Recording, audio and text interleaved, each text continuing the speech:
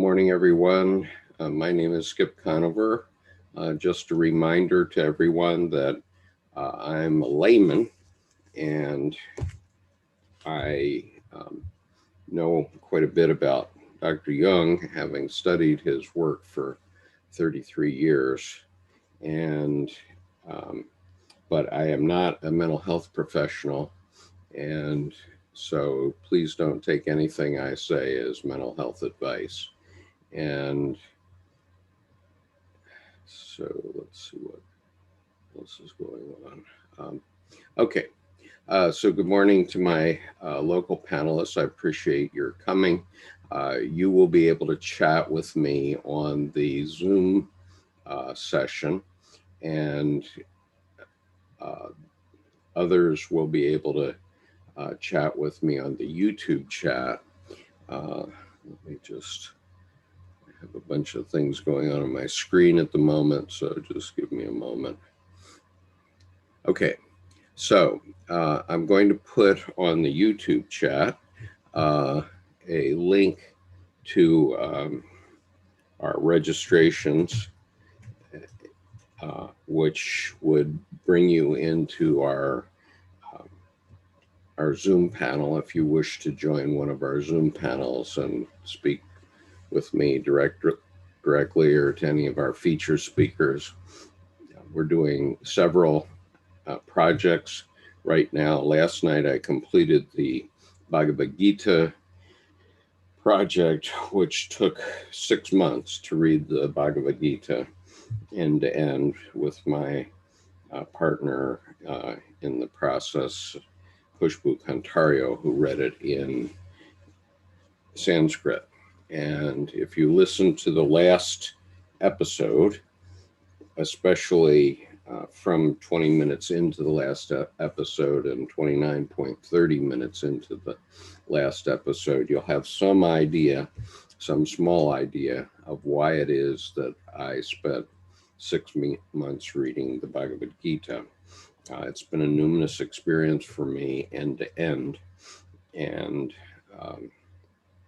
if you want to have some sense of it, that's the place to look. Now, today, I'm going to be reading from Jung's Red Book for Our Time, Searching for Soul Under Postmodern Conditions, edited by Mary Stein and Thomas Arzt. This is volume 3. There are currently 4 volumes of this work published. It's a profound work. There's a 5th volume that is in preparation and will be launched next April in coordination with the Aranos conference. I'm not entirely sure we're going to get to do the Aranos conference again next spring. I was going to it this year, and particularly to see Thomas Arzt, who was the one of the editors of this series. And Thomas unfortunately died, I believe, of COVID on April the 12th, 2020, Easter Sunday. And so in part, this series is in memoriam to him.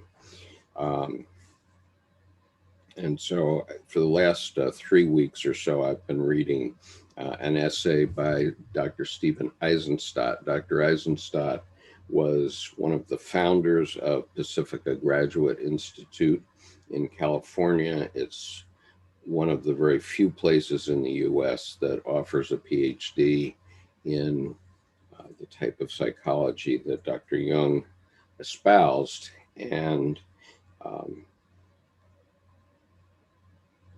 so he's very knowledgeable about these things. In earlier readings, I got through the first part of his essay where he was talking about numinous experiences that he had as a boy starting at age 12. And so today I'm starting on page 377 of volume 3, and this is part 2 of his essay. which is entitled New World Technology and the Red Book, Perils, Possibilities, and Mixed Realities. Now, it begins with a quote, and I expect that this quote is from Dr. Jung himself, although I haven't looked to the back to check the footnotes, and maybe I should do that. So, yes, it is. It's a quote from the Red Book, page 128. So he begins this way. Please do ask any questions you want to ask on chat. And of course, the Zoom panel can ask me face to face and with your voice. And we've got quite a following, it seems, on YouTube, so I appreciate that. All right, so here's the quote, and it's a quote from the Red Book. He whose desire turns away from outer things reaches the place of the soul. If he does not find the soul, the horror of emptiness will overcome him, and fear will drive him with a whip-lashing time.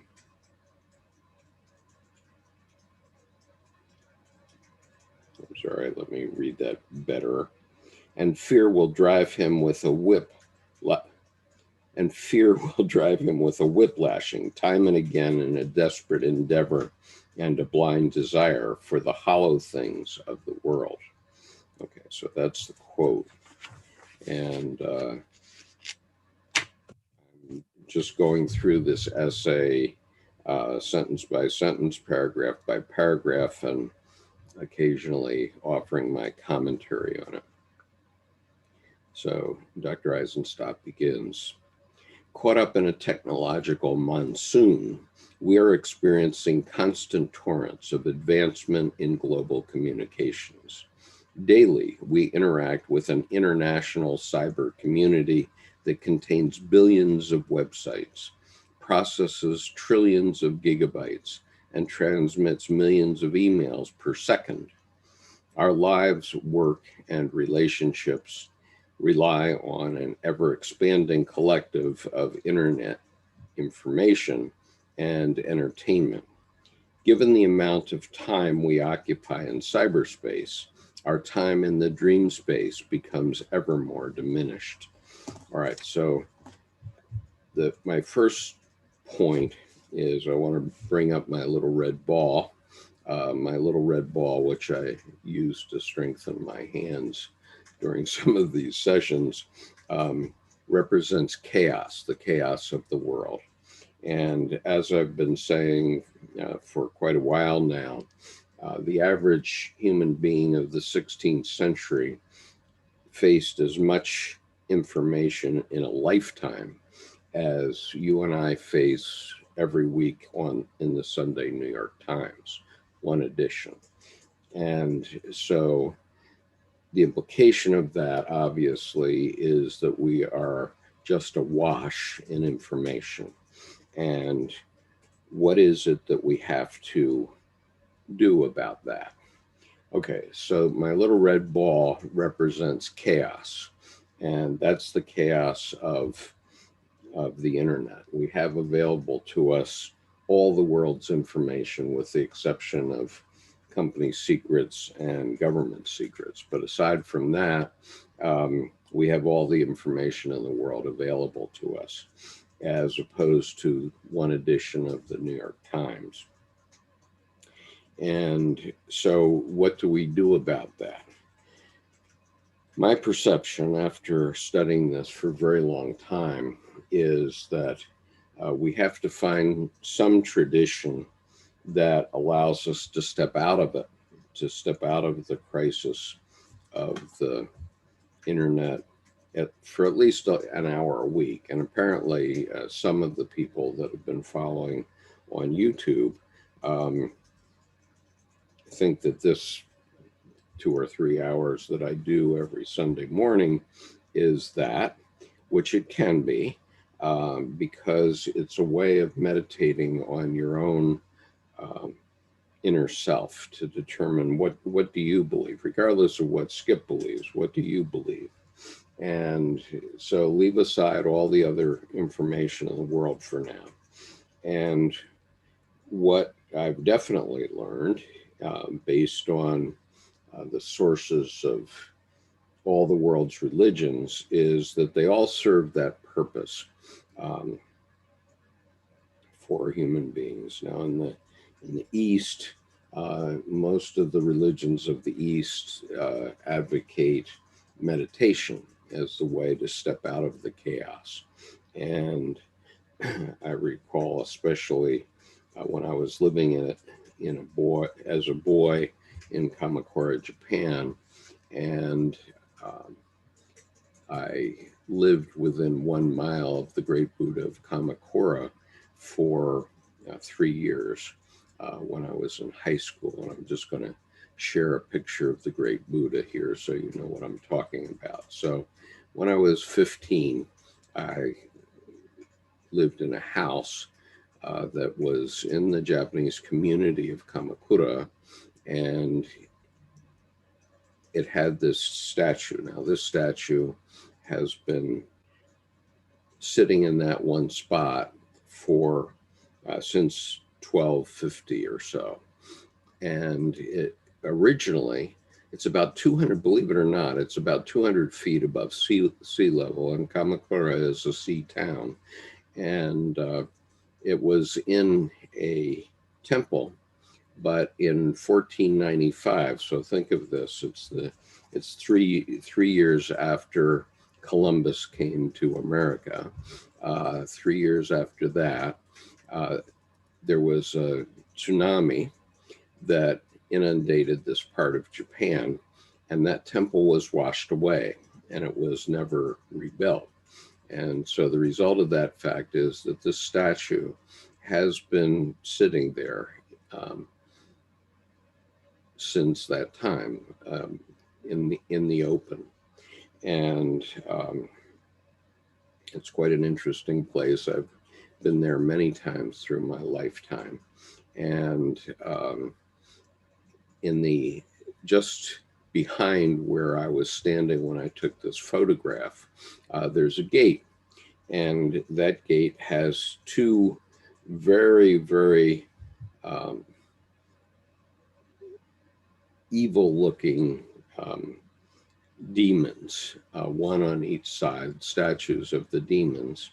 And you step through the gate and leave the demons behind as you come into this space. And that's a metaphor for what I'm talking about. In other words, the world outside is filled with chaos, is filled with demons like that. And if one can step through the gate into this quiet sanctuary, then one can get away from the chaos for a while. And so that's the point of it. Now, when I was a boy at age 15, I had no clear idea of what this man, Amida Buddha, was doing. I couldn't understand what he was doing here, but of course he was meditating and is meditating, and it's a reference to the fact that we all need to meditate, or we all need to get out of the chaos one way or another. And it doesn't mean you have to follow a specific religion, but if you want to maintain balance, in my view, as a layman, if you want to maintain your mental health, you need to step out. You need to be able to step out of the chaos. And so what I've been offering on this YouTube channel for 5 years, going on 5 years now, is that is a way to do that, different ways. So the reading of the Bhagavad Gita is an example of that. It's a way to get away from it. And I've read the Red Book as a way to get away from it. And I'm talking about Dr. Eisenstat's essay as a way to get away from it. And you can do it by going to church or synagogue or mosque and do it. And it basically accomplishes the same thing. And it's a way to just step out and gather yourself, gather your thoughts. Don't let yourself be overwhelmed by what's going on in the world. And right now we have in the United States a very, very intense time. My astrology friends talk about the conjunction of Uranus and Pluto and how that indicates that we are in a very challenging time. And we need to be able to step away from that one way or another. Another way to do it, which I'm demonstrating on Monday evenings at Monday evening at 8 p.m. U.S. Eastern Time, is we're studying the Tarot, because the Tarot is a system that has crystallized over the last 600 years. In other words, the first Tarot deck that we have something like a complete deck of was created 600 years ago, and Tarot hasn't changed very much in terms of the basic fundamentals of the deck. There are hundreds, if not thousands, of artists that have created their own decks, and they're all quite beautiful. But the fundamentals, the major arcana and the minor arcana, have not changed. And when things don't change like that over many centuries, then you know that they speak the truth about something. And in this case, they speak the truth about your unconscious psyche. And so the major arcana really refer to divine forces that are unchanged throughout history. Every human being in the world has experienced these forever and always, but they are not visible. And this is a fundamental problem with fundamentalism, which insists on the absolute physical truth of various scriptures. And the problem with that is that these scriptures refer to something that's invisible, not physical. And bring one person into my panel. And so the major arcana are like that. They are cards which relate to divine forces that are invisible and which are nonetheless true for everyone, everywhere, and always have been. And then the minor arcana are basically typical types of events that come up in one's life. Now, there's been one innovation that has come along this year in 2020, which relates to a new stage of consciousness of the human species. And so that deck is called the Fifth Tarot, and it has a fifth minor suit, a fifth suit. And the point is that we're entering a new age of consciousness where we're starting to see that we have to live, we have to understand our unconscious a bit. And people have been doing this for thousands of years in one way or another. And I'm told that people in the tarot business who are readers and go to trade fairs and so on for tarot readers have known that a fifth suit was coming. But this year is a watershed year because it's the first time that any tarot innovator has come up with a new suit. And so my expectation is that in 20 years, every tarot deck will have 5 suits because it relates to the unconscious. And I think there's a possibility that ultimately there will be 6 suits at least. And that's because we're starting to recognize the collective unconscious. And that's something. It's not entirely different, but it's not our personal unconscious. So the fifth suit is recognizing our personal unconscious, and the sixth suit, it seems to me, may be recognizing the collective unconscious. And Dr. Murray Stein, who's one of the editors of this series, wrote a book about 22 years ago, which was picked up by BTS, among other people. And BTS, the Korean singing group, singing and dancing group, has done 2 albums based on Murray Stein's book. And they've brilliantly changed the world of education, because they've demonstrated that if you can get people interested in a topic, namely Jungian psychology in this case, then many young people will want to learn for themselves without having to have it crammed down their throat every day like normal religions do. And or not only normal religions, but normal education does, where you have to learn, tomorrow we're going to learn long division, and you have to sit here and study it. And, it's not a very happy experience for most people. But in this case, what BTS has done is made people want to learn. And since that's 80 million people, that makes a big difference.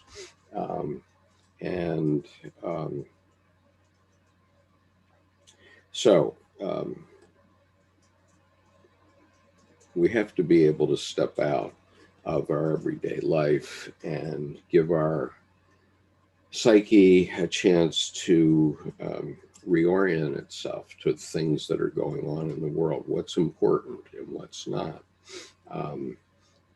The truth is, in the natural world, our families are our most important feature. And in the United States, we have the Thanksgiving holiday, which is everyone's, or a lot of people's, favorite holiday, because all Americans celebrate that holiday.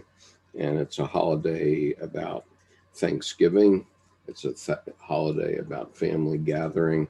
And it's a holiday about forgiveness and leaving our differences outside for the most part. I mean, there are obviously many stories of Uncle Joe or whoever it is coming to the Thanksgiving holiday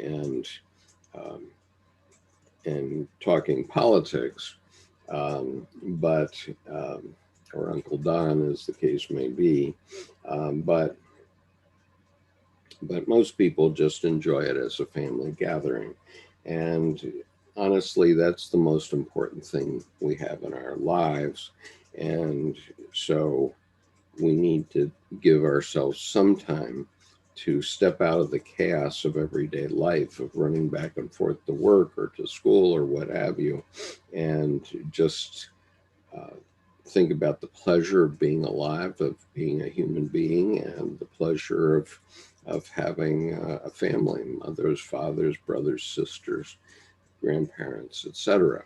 Now, it's unfortunate that we've even had that blown up this year, but we can find ways to step out of the craziness, or, as is the case at the great Buddha of Kamakura, to step through the gate of chaos and into a quiet space. And so over this year, I'm doing a very slow analysis and discussion of the Tarot. And the reason for that is that it's a way to step away, to make people think of something other than their everyday life that they may not be too familiar with, but it's quite interesting. And there's beautiful imagery in the Tarot cards, and it's a way of stepping out of the chaos. Now, I'm going to just look at some chats here. Daniel says, what are some good beginner books for getting into Jung, written by Jung or otherwise? Okay, Daniel, I'm just going to take a moment here, and I'm going to find my number 3 lecture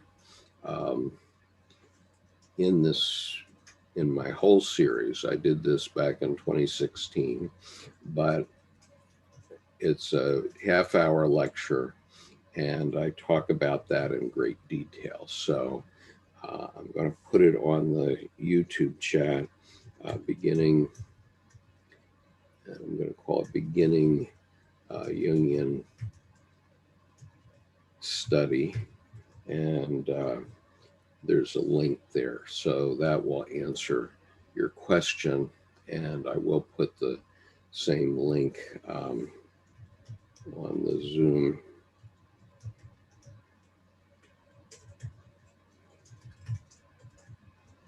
Just for those of you who are here on Zoom. And so Susan says, hi, Skip. I always enjoy listening to your videos. Thank you for being here, Susan.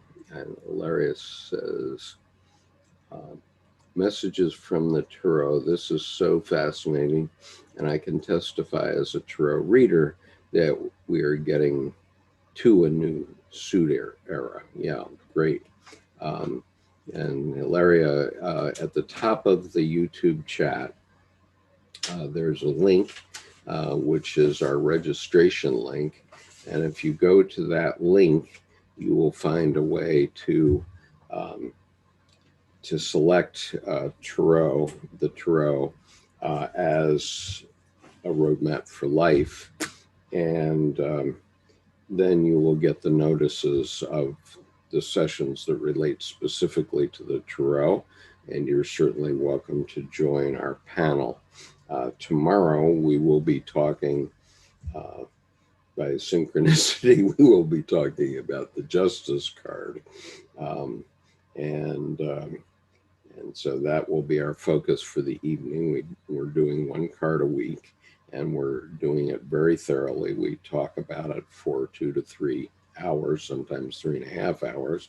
And we have a lot of very expert Tarot readers participating, so you would be more than welcome.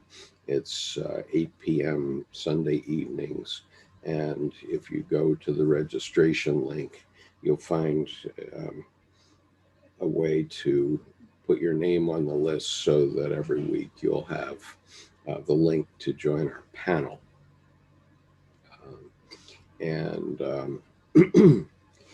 All right, so going on, and Daniel says, I'm getting the black books for Christmas. Okay, Daniel, so the black books are very significant. What I'm going to do is I'm going to change my cloak to another image that I have, so that you can see what Daniel is talking about. So this is the Black Books, Notebooks of Transformation, 1913 to 1932. And what this series is the base books from which the Red Book, Jung's Red Book, was written. And so in there you can find some of the sketches from which some of the images in the Red Book emerged, and you can find details about Dr. Jung's relationship with Toni Wolff and other women in his world. And probably those probably those two things alone are enough reason. But this is a set of books that became available on October the 13th this year, and so less than a month ago they were finally launched, and it's a very important set. Dr. Shamdasani, Sonu Shamdasani, who is the editor of the Red Books book and the editor of the Black Books, he commented that the Red Book contains only about half of the material that's in the Black Books. And he's also working on the protocols, which some of you may be aware of Dr. Jung's Memoriam called Memories, Dreams, Reflections. Now, that's a very important book to read if you're not familiar with Jungian psychology. It'll orient you a bit. And in that book, Dr. Jung isn't talking about the biographical, sort of historical by date events of his life, which is, traditionally biographies say, well, on such and such a date, I did such and such a thing. And Dr. Jung didn't do that at all. What he did was he wrote about his own psychological development, how it emerged over many years. And so he was, just to give you an order of magnitude here, he was the son of a Swiss Reformed pastor, and 7 of his uncles were Swiss Reformed pastors, and they had been pastors for generations. And among other things, I'm not going to spoil it all for you, but when he was 11 years old, he had a vision of God on a throne high in the sky, dropping a turd on the Cathedral of Basel. That was his vision, destroying it. That was his vision. It didn't happen, of course, but that was the vision he had. And obviously that shook him up quite a bit and set him on the path that caused him to write 20 volumes of the collected works, among other things, because his father had lost his faith, and he wanted to understand what was going on. And as I've said often, at the end of the 19th century, Friedrich Nietzsche, in Thus Spake Zarathustra, said that God is dead and we have killed him. And as Dr. Jung said, that reflected the attitude of a lot of the majority of people in Western Europe at the time. And what Dr. Jung did in the next generation was he found the living God, where he lives, and how he goes about doing the business of the Godhead. And so when he was asked on an interview, which you can find here on YouTube, do you believe in God? He said, well, I have no need to believe, I know. And the first time I heard him say that, I was a numinous experience for me, because I said, oh, I know too. And so then I had to spend the next 10 years figuring out what it was that I know. And I think at this point I've grokked it. And I actually did a lecture, which you can find on this YouTube channel, called Finding the Living God. On the homepage of the channel, it would be, the thumbnail shows a church in which I gave this lecture with huge windows. And so it's easy to spot on the homepage of this YouTube channel. And so I gave a lecture on finding the living God then, and you might find it useful to you. And I give some of my personal religious experiences, my numinous experiences, and you don't have to believe that my religious experiences were religious. You can say that they were coincidences. However, they are meaningful coincidences, and therefore they're synchronicities, and they were meaningful to me. Everybody will have different experiences. I have religious experiences nearly every day, and but I know what to look for now, and so you might want to learn also what to look for. And once you know what to look for, then you're going to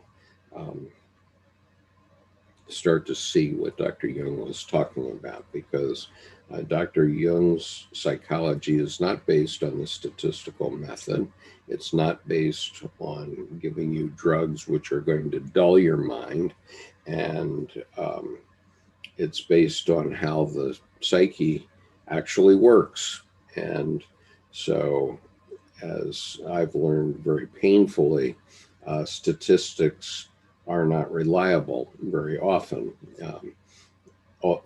Some of us learned that lesson painfully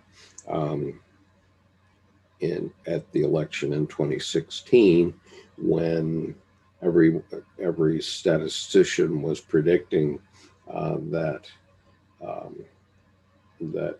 Hillary Clinton would win the election, and one guy predicted that was wrong, and he predicted it was wrong because he said that people who are Trump supporters lie about it, lie that they're a supporter.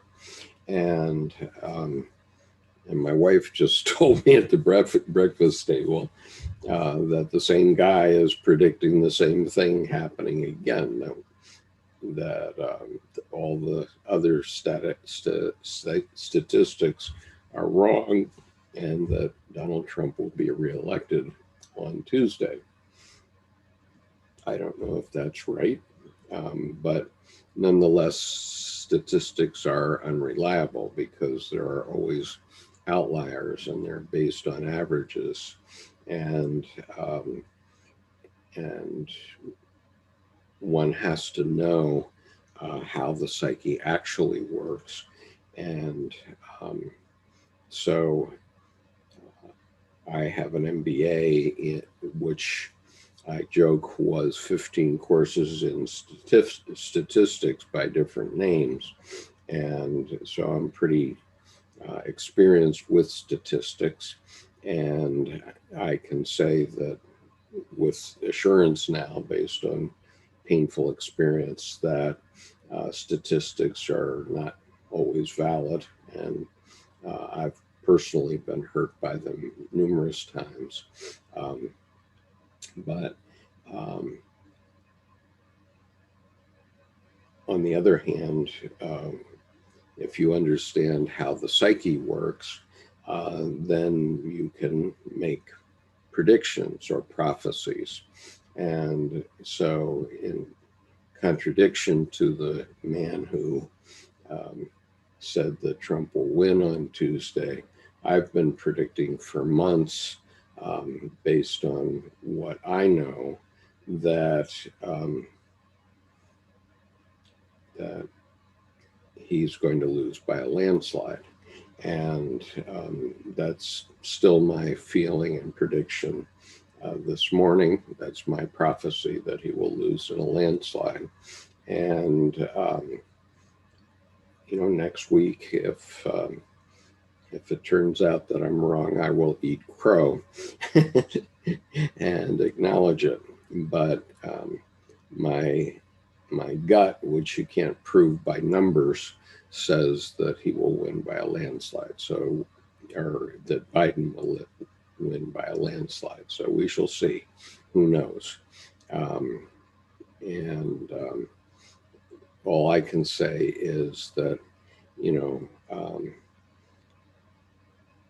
the shadow is real, the collective unconscious is real, and if the turn of events is that Donald Trump is reelected, then I can say that the American people deserve what we get, and I don't think it will be pretty, and so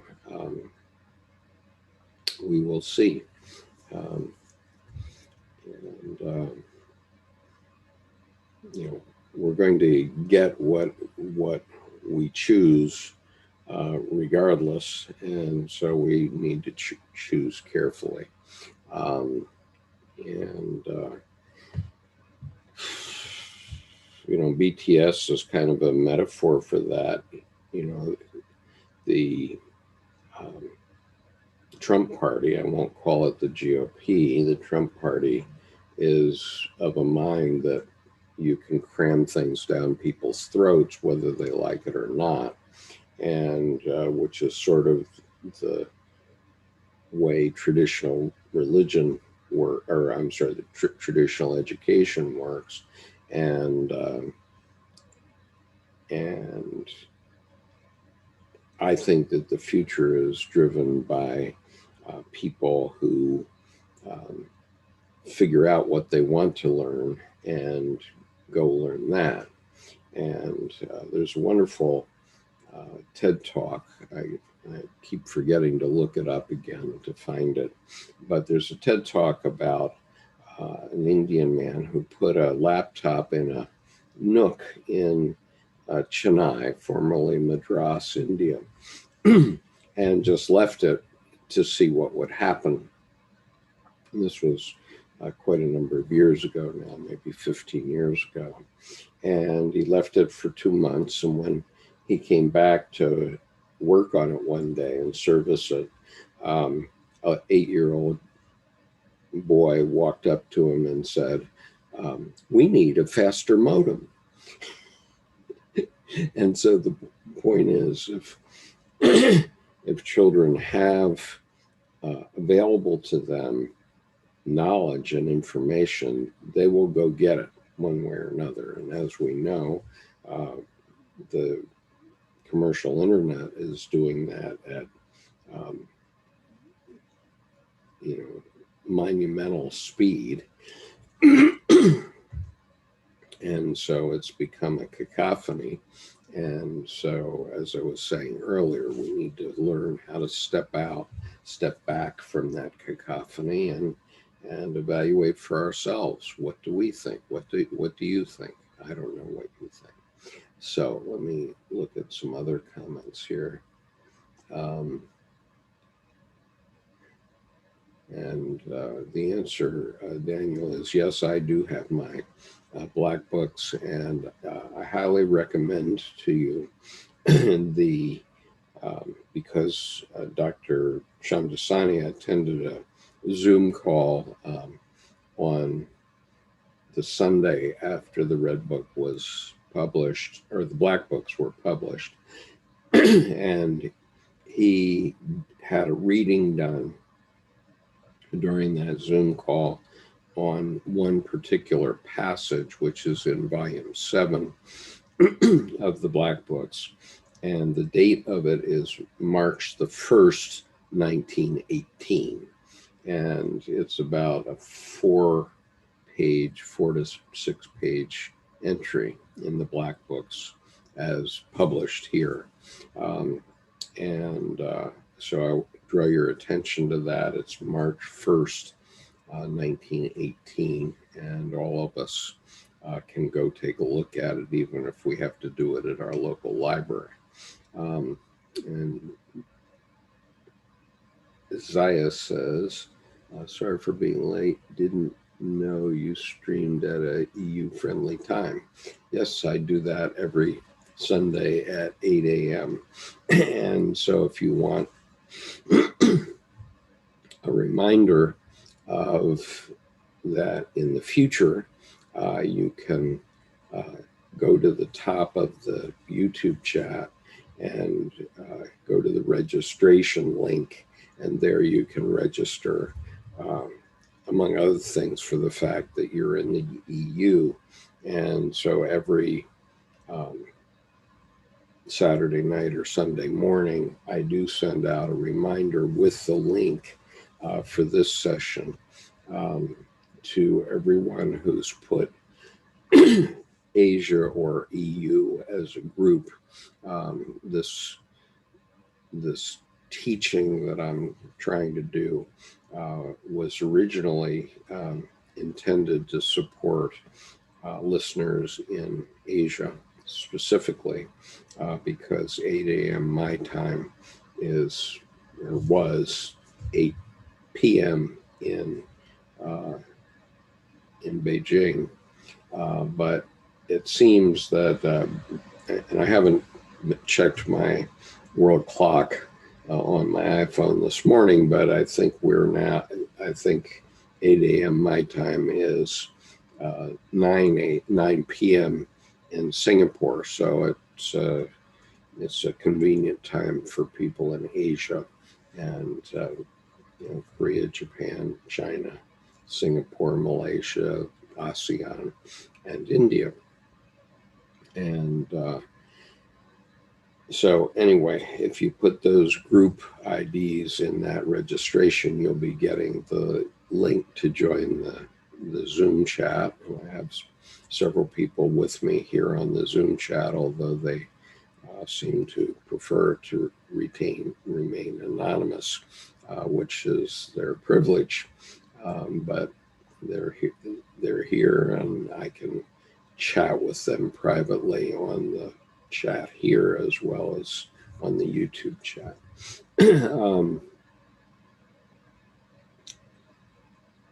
And Dave says Philippines friendly time too. Yes, agreed, of course. And Mason is a greeting. I normally don't read greetings from the YouTube chat because sometimes they become too many. But okay, so Mila says, I borrowed the Libro Rojo in Spanish, and it was the scariest experience I've ever had. Just the presence of the book alone had a sort of infernal energy. Well, yes, Amelia, that is how you can react. For me, I personally had a possession that lasted 8 months. And during that 8-month period, I experienced many of the types of things that Dr. Jung experienced in the Red Book, and that happened in 1993. And I didn't have the benefit of being a psychiatrist when it happened to Dr. Jung. He was already a professional psychiatrist and had actually been practicing in a mental hospital for about 10 years. And so he knew what he was seeing, but I didn't. I've never taken a psychology course. I'm entirely self-taught. And so that experience emerged as a novel, which I wrote, and I will put the name of it on the YouTube chat. It's entitled Mako Memoirs of a Woman, and I wrote it under my pen name, David Garrettson. Now, what I think I experienced was an experience that's common to, novelists, especially in terms of writing a story, and also to artists of all kinds, whether they be a dancer, a painter, a sculptor, or what have you. And when we talk about writer's block, it's writers who are not able to get back to that mental space to write their story. And unfortunately, the reason we hear that many artists of all kinds die of drug abuse or alcohol is because they have so-called writer's block or creative block of some sort. And the thing is, once you understand this process, then you can go back to that space at any time. And I do it every morning, every Sunday morning on this session, because I come in to the session without having any idea what I'm going to talk about. And I read a passage from one of these books, Jung's Red Book for Our Time, and that sparks in me some unconscious thoughts about my life and my experiences. And the result is I flow. And it comes from my unconscious. I have no idea what I'm going to talk about every Sunday morning. And as Ernest Hemingway said when asked how a writer becomes a writer, he says, well, I open a vein and bleed. And that was his metaphorical way of referring to the process that I go through every Sunday morning, where I simply start by reading a passage, and that sparks thoughts, and I let it flow. And at the end of it, so let's say an hour or two from now, when I stop talking, I will have no idea what I talked about during this session.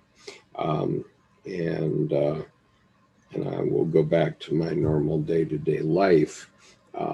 And I'll have to come back later on to listen to the video myself to know what I've talked about. I have no clue, or I will have no clue at that point.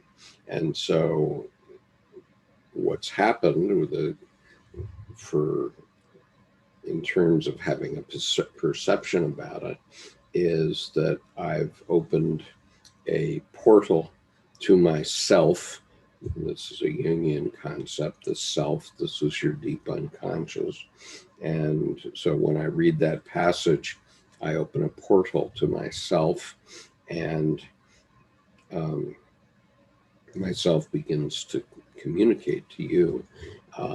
And, this isn't necessarily what I, as a conscious, aged American man, might say in polite company, but it is what myself wants to say to you. And that's genuine. So I don't, I don't certify anything that I say. You have to make your own decisions. And I'm not a mental health professional, but I know what my experiences are, and I know what the Red Book is. So that Red Book is, for some it is scary, Amelia. And it's because at some level you realize that it's opening up a portal to your psyche, to yourself, and you don't know what will come out. And some people who do that can get in trouble and need the help of a mental health professional.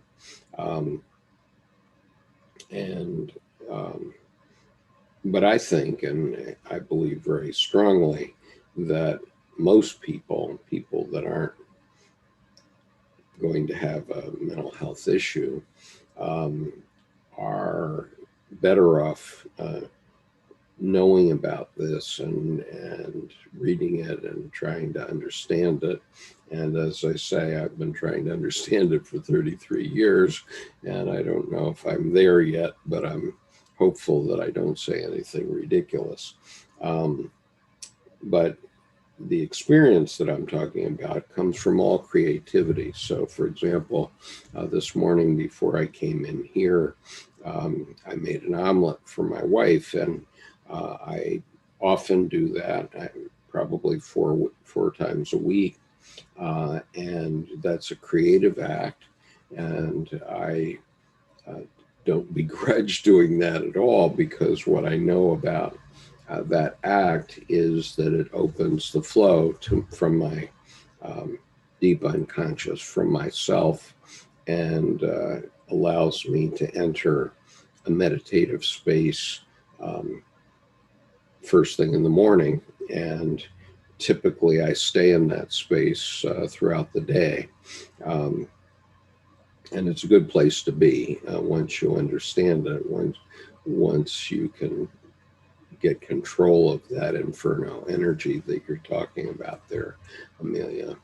And Brian says he loves my interpretations. Mason, let's see. The Antichrist is more real than ever now, and it wants nothing more than to take the truest self away from the most deserving. Do you relate? Yes, of course I do. And I think that we don't have to call it the Antichrist. We can call it the shadow. And, we all have a shadow. And so if you do open the stream to your deep unconscious, to yourself, then you're going to recognize that, there's an evil part of you also. And, even Jesus Christ knew that. And so there's a passage in the Bible. I'm going to put it in the YouTube chat, which is from 1 John 4:1 is the reference. Let me put it in the Zoom chat too, because Dr. Jung referred to this passage very often. It's the first letter of John, the 4th chapter, the first verse. And basically it is, consider the spirits whether they be of God or not. And so what that means is, first of all, you need to develop a strong enough ego so that you can make your own decisions. Okay. And so Dr. Jung wasn't very interested in the first half of life because during that time we're basically learning to be human beings and what it means, and that includes the time up through raising children.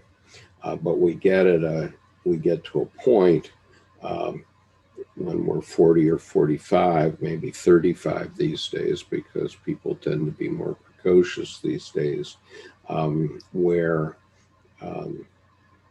you've done all that.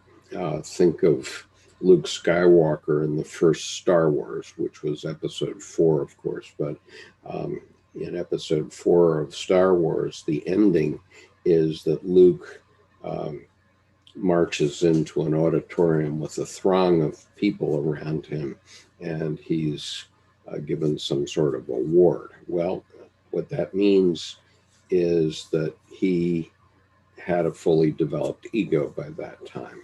But that's not the end. That's only halfway through. That's what you do when you're becoming a human being. And when you're born, you're basically a wild animal. And our parents teach us over many years how to be a human being in the society in which we're born. And part of that process is developing your ego. And so, but once your ego is strong enough, then you can differentiate and decide between what's right and wrong. And that's the significance of that biblical passage, which is, once again, 1 John 4:1. Did I put it there?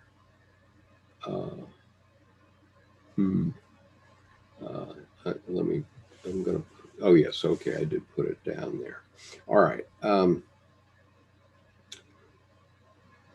Jason says, writer's block. In current affairs, people are faced with moral fatigue, and the media pushing a survival mode mindset. Can only guess on how Jung would see the conditions of the collective unconscious. Well, of course, Dr. Jung was observed the rise of Adolf Hitler and lived during the period from, his majority was from the time before World War I to sort of the beginning of the nuclear arms race. He died in 1961. And so he saw the rise of the shadow, the Antichrist in Nazi Germany.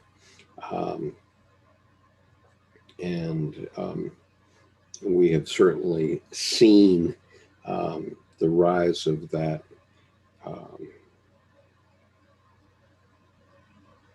that sort of thing in the United States over the last few years. Now, there's a difference between the United States and Weimar Germany, because after World War I, the Allies made a mistake. What they did was they decided to be punitive, and the result of that, just a minute, the result of that was the Treaty of Versailles. And the Treaty of Versailles was quite punitive to the German people.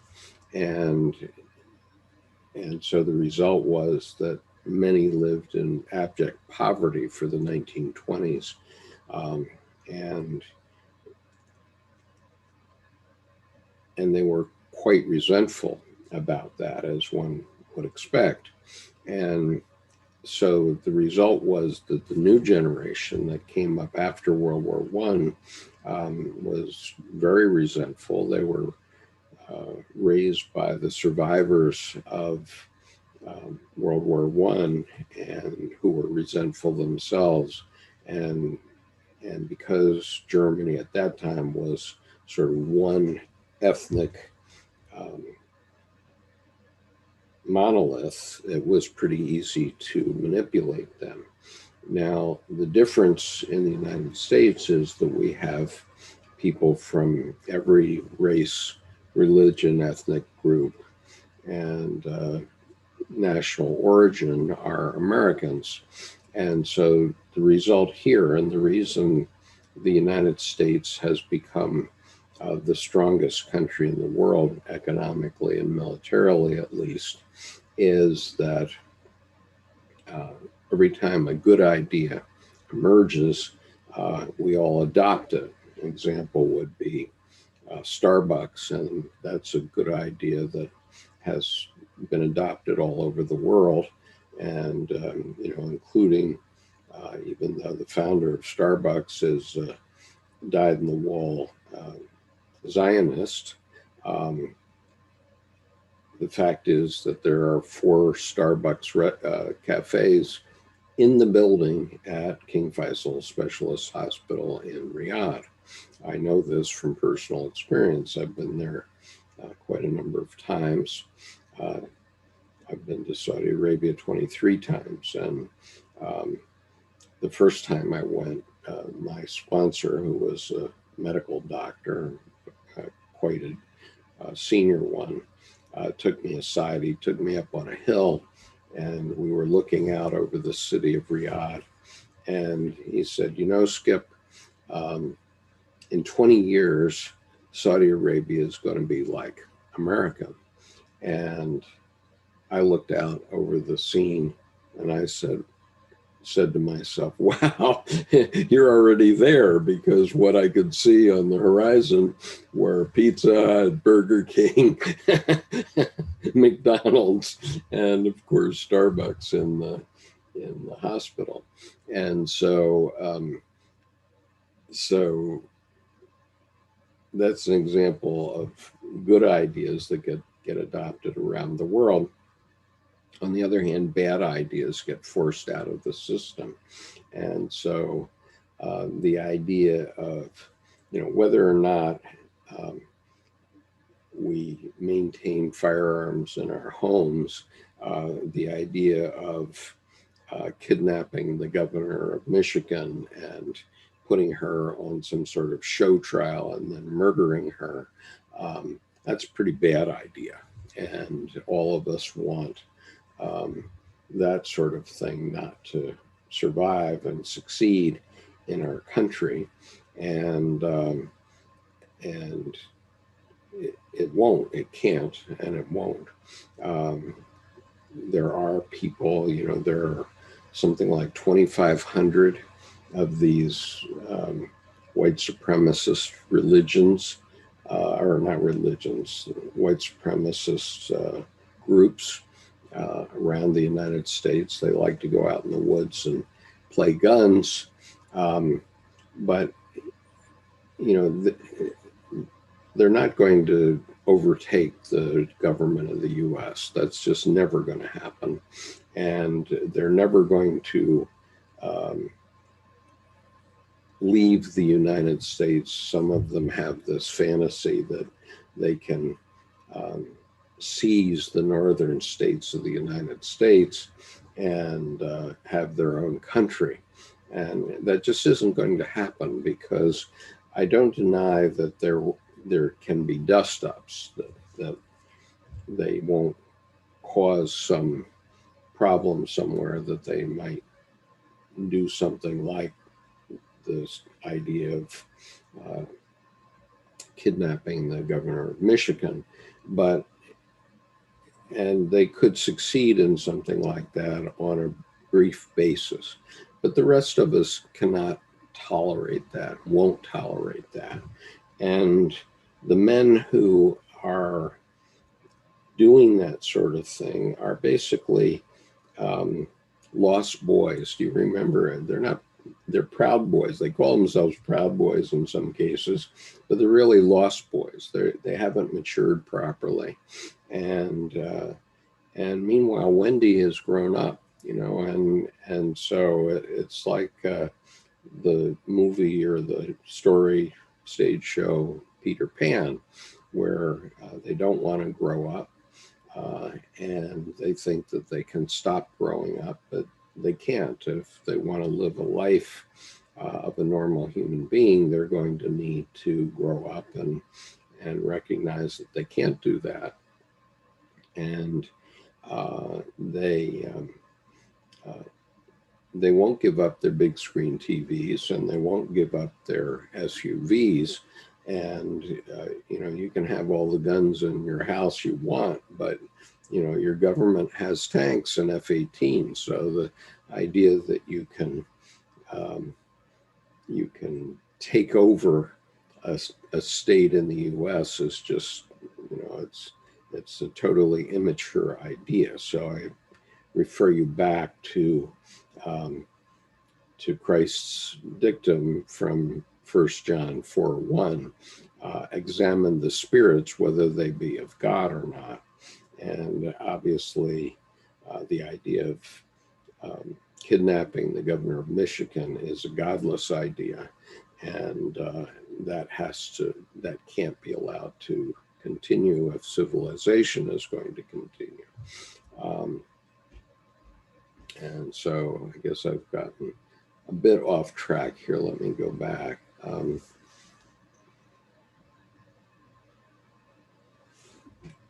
Let's see.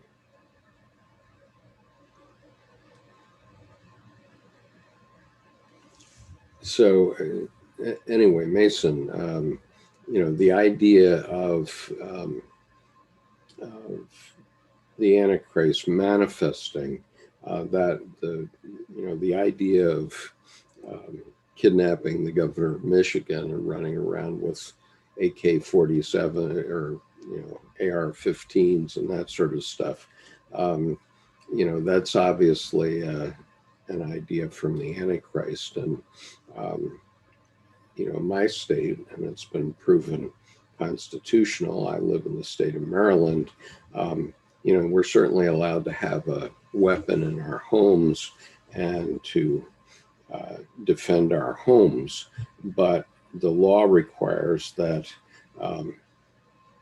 if we carry a weapon outside of our homes without a permit, the only places we can go are between home and work. We can't stop at the drugstore while we have our weapons in our car, for example. When we're traveling, we have to have our weapons locked up, and you can also travel between your home and a pistol range or a rifle range or out hunting, but you have to go straight home when you're done with that, and that's the law in the state of Maryland, and it has been taken to the Supreme Court. And as the district attorney of Philadelphia pointed out on television last week, this ragtag group of immature men is not a militia, and it's not, their activity is not supported by the Second Amendment. And so I would urge you to go back and look at the Second Amendment, and what it says is that you're allowed to have a weapon as part of a well-organized militia. Well, that well-organized militia in every state is the National Guard. And so those people are entirely outside of the law and the Constitution. And, while we've recognized your right to defend, but, let's give an example of Switzerland. In Switzerland, men are required to serve in the military. Dr. Jung was required to serve and did serve as the commandant of a prisoner of war camp during World War I. Every man has a rifle in his home as part of his duty as a militia, the way they do it in Switzerland. So every man has a rifle, but it's sealed, and he has ammunition, but that too is sealed. And it's actually a crime to unseal it, except with the approval of the government, in terms of bringing up a militia to defend the people of Switzerland. And so everybody has a gun in their home. Dr. Jung had guns, but they use them for sensible purposes. And we don't hear about these kinds of cases running around in Switzerland. And so, the idea of possessing a weapon to defend your home is all well and good, but the idea that every Tom, Dick, and Harry should be running around with automatic weapons is a totally ludicrous idea, and it is not supported by the Second Amendment. And this is one of the reasons why gun rights issues don't make it to the Supreme Court, where the Supreme Court would finally have to rule based on the Constitution, because if they strictly follow the words of the Second Amendment, they would have to say that. and one thing the NRA doesn't want them to do is say that. So anyway, so yes, we do have a Antichrist running around in plain sight in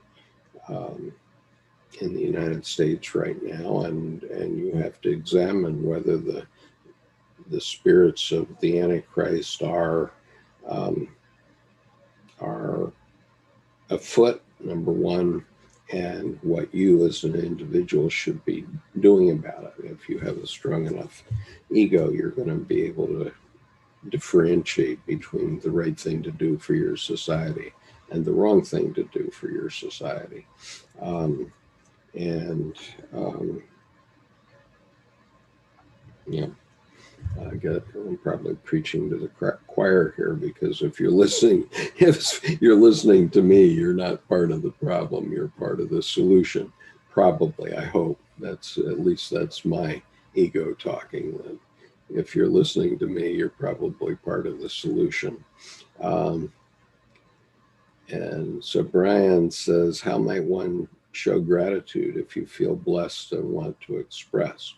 Uh, well, Brian, I can't say how, because there are too many ways to do that. Um, and, this very talk of mine is my way of doing it, but my way isn't your way. And so, for example, um, my friend Tim Holmes, who's an internationally renowned artist and who lives in Montana, um, has a way which he calls random gifts of art. And some years ago, he and a friend um, had this idea. Tim had a lot of drawings around um, in his studio that he had done as preparation for doing paintings and that sort of thing. And so this other young man who was traveling a lot for his work, um, Tim gave him 3 drawings, and he said, um, take these 3 drawings and give them to someone who you think needs them. And so so you should look up Tim Holmes and random gifts of art on YouTube, because they have a couple of interesting TED Talks and that sort of thing. And you can find his book, Random Gifts of Art, on Amazon. Um, and what happened was that these gifts that this young man gave, Tim provided the art, and the young man just randomly went out and gave these works of art to others as he traveled, and the stories are quite remarkable in terms of how it changed people's lives. And Tim and I are now conjuring that we can actually give his book away, and he's provided me. He thinks he's provided me with 1, but actually I had ordered 3, and so he's provided me with 4 that I can give away to someone. And I already know who I'll give it to, because they're my wife and I have been in quarantine since March. Not only are we in a worrisome age group for COVID, but we live with my mother-in-law, who's 90 this year. And so we've been voluntarily quarantined since March. And we only go to the grocery store once every 10 weeks. And we do it at 6 o'clock in the morning, which are senior hours. And so when we go to the grocery store at 6 o'clock in the morning, we often run into very, very dedicated grocery store workers, both the stockmen who stock the shelves, but also the checkers who, some of the checkers who open the store at 6 a.m. have to get up at 4 or 4:30 in the morning to get to work on time. And so that's a big commitment. And they have to work all day in a mask, which is challenging. I can't imagine doing that myself, but because I don't have to, fortunately. And so my intention is to make some gifts to those people. Actually, they're the only people I run into anymore. And so that would be a way to show gratitude. But Brian, you have to um,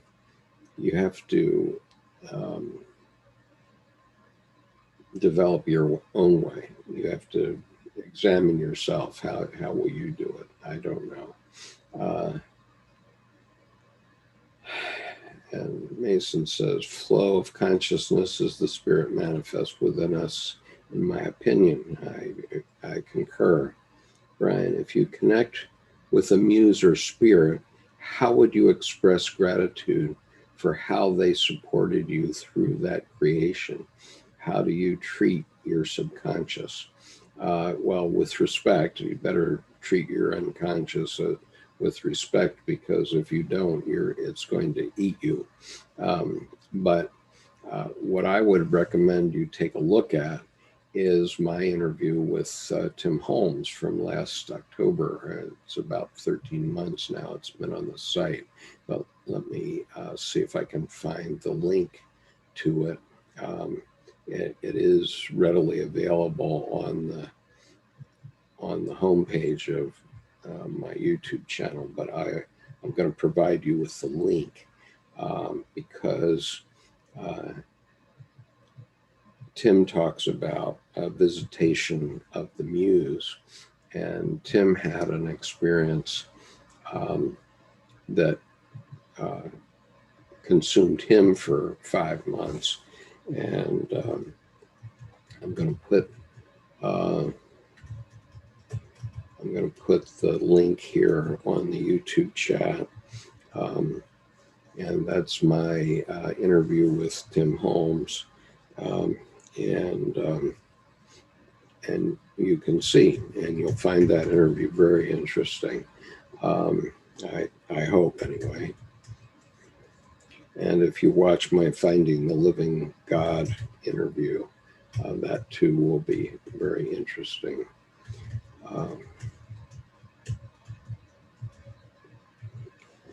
And put that into the Zoom chat as well. So for my Zoom chat followers, you can have the link to the interview with Tim Holmes. And Tim talks in there about his experience with his muse, which lasted 5 months, and it resulted in an amazing exhibition at a museum, and so you can see that visitation in that interview. Jason says, writer's block in current affairs, people are faced with moral fatigue and made pushing a survival mode mindset. Can only guess how Jung would see I guess I've talked about that, Jason, so I'm going to move on. Curtis, you've made so much of my experience over the last 5 years become so clear in the last 5 minutes. Thank you so much, brother. You're welcome. Mason, little things like hearing you cook for your wife is transcendental for me. Well, I hope it helps, because that's how you connect with the unconscious and with the divine. And Isaiah says, do you consider that sacrificing friendships of any kind, healthy and toxic, is worth it as long as one believes it's the right choice for the soul and the mind? Well, in general, my rule is not to sacrifice my friendships, but that doesn't mean that others don't. And so I have a number of friends from my high school days who are my polar opposite politically. Okay, they're my polar opposite politically. But most of these men, and they're primarily men, although I do have at least 2 living high school girlfriends, and maybe more. I don't. Yeah, I think there are more. In fact, I'm sure there are more. But mind you, I graduated from high school 56 years ago. But I have 2 women who I communicate daily and hourly almost during this election season, and they're very close. But the men, most of the men, um, in fact, let's see, in my high school class, and mind you, we were military juniors largely because I was in an American military high school in Japan. And so out of my high school class, everybody joined the military but one during the Vietnam War. And that one is actually my best friend in life. But the rest of us all joined the military. And so a lot of those guys are still on the Peter Pan spectrum, the Lost Boys spectrum, and one of them owns 50 guns, and years ago, some of us were trying to, talk sense, rational sense, into the others, and they don't change. They won't change, and so I don't make that a condition of my friendship. Their political views, a condition of my friendship. They think that everything the president currently does is hunky-dory. But, they served at a time when we were literally in the Cold War, and I fought in a hot battle of the Cold War, namely the Vietnam War. And so, Russia was always our enemy. And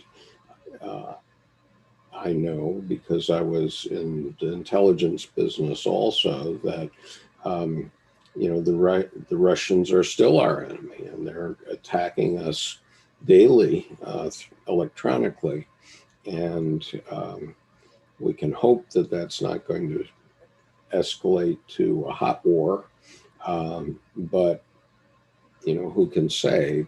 Probably not, because Putin isn't suicidal, and he has an economy the size of Italy, and so he simply can't fight a hot war with the United States. There's no way that can happen successfully for him, and he knows it. Okay, he knows it, but these friends of mine want to give our president cozying up to these enemies of the United States a pass. They want to give him a pass on that, and I can't countenance that at all. Okay,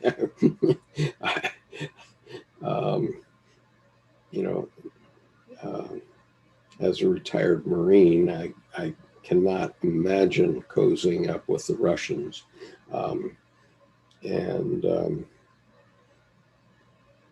so how my colleagues, who are many of them, my friends, who many of them serve careers in the U.S. military, how they can justify that, I don't know. But in any case, and as I said, one of these fellows owns 50 weapons, and I say, you can only use one weapon at a time. What are you thinking?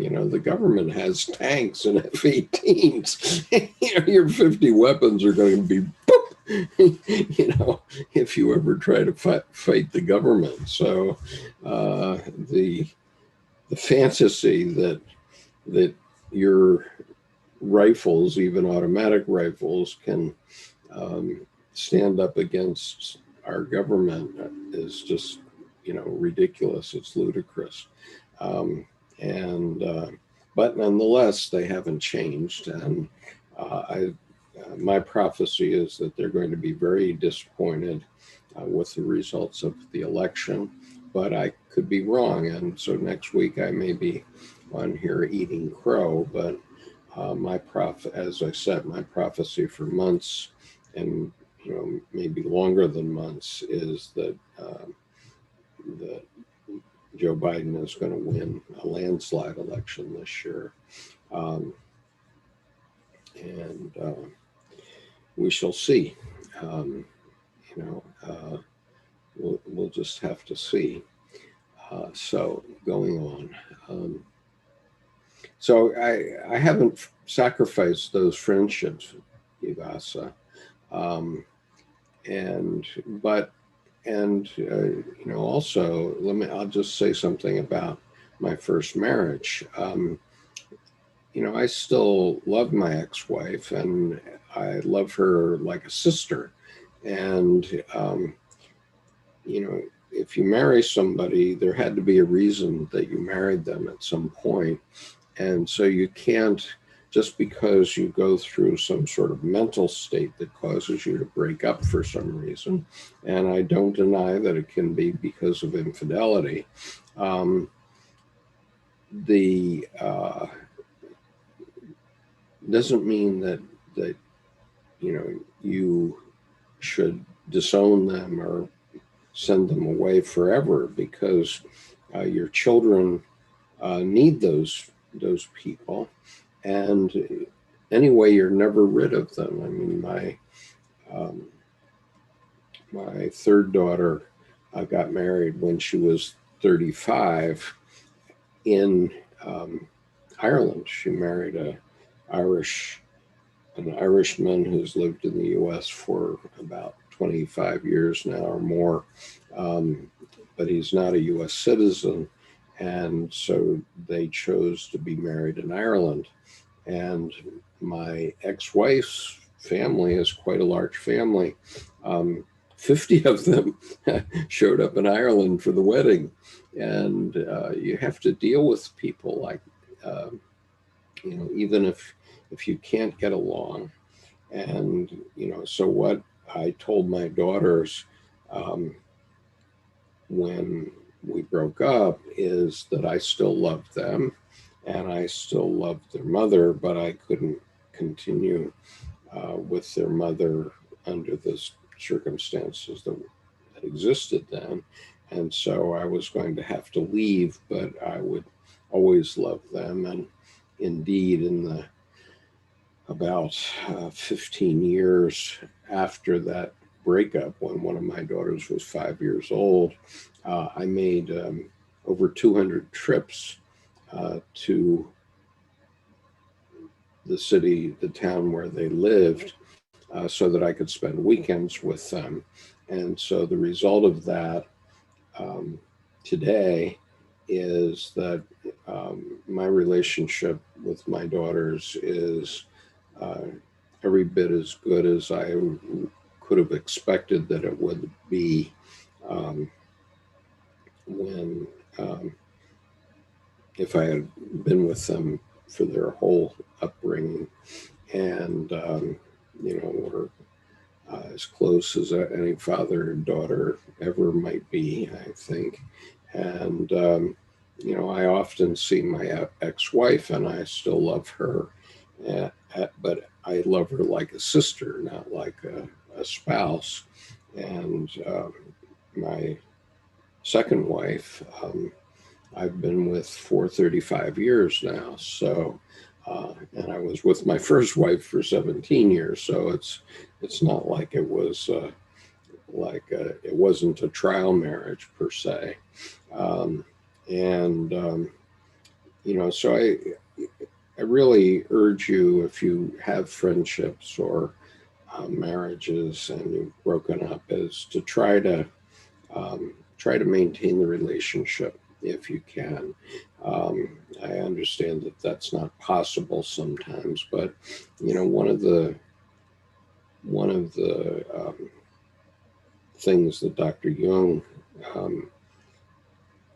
did in his psychology was to point out that people are people, and there can be infidelities for one reason or another, but you should think very carefully about whether that should mean the end of a marriage, which means a hell of a lot more than a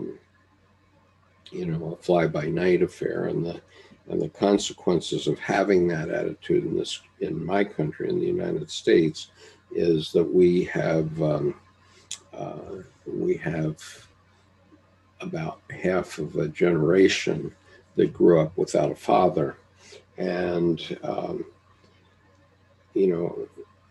young women can survive that, but young men can't, and this is why Dr. Jordan Peterson has been so popular and so important, because basically he's been teaching some, not all, but some of the lessons that a father should teach a young man. And we have at least half a generation of young men who didn't have a father around, and they were literally hungry for the kind of advice that Jordan Peterson gave, leaving aside his religious issues. That's not what's significant here. But what is significant is that I agree with 99.5% of everything that he ever taught. And I see them as sort of the typical things that a father, a patriarch, might teach a son. And so I think he served a very important function for this generation, and it's certainly why he's so popular. And where he and I differ is that I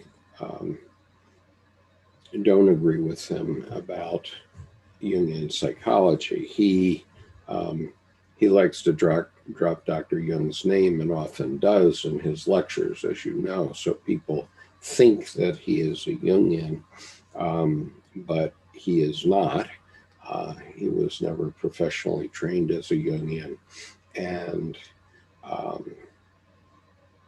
so he's taken a bunch of nice quotes from Jung, and he uses them, but he regards himself as the savior of the logos, so the savior of patriarchy, and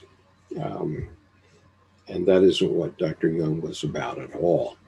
Dr. Jung was about the heart, not the head, and he says so right at the beginning of the Red Book. And so the most popular video on my YouTube channel is the first chapter of the Red Book, and if you haven't listened to that or read it, I urge you to listen to that, and especially the first two paragraphs of the Red Book, where Dr. Jung says quite explicitly that he had to give up all of his knowledge and all of his experience and listen to the spirit of the depths, which is the self, the unconscious, and so he basically taught something quite different from what Dr. Peterson's dictate are.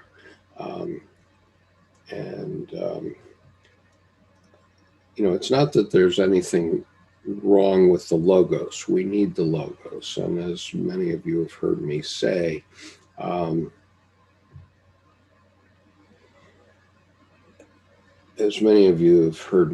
we need the logos 100%, because everything, you look around the room in which you're sitting right now, everything that you have in your room, with the exception of potted plants, and even them I could include if I went far enough. But everything was made by the logos. Okay, it was made by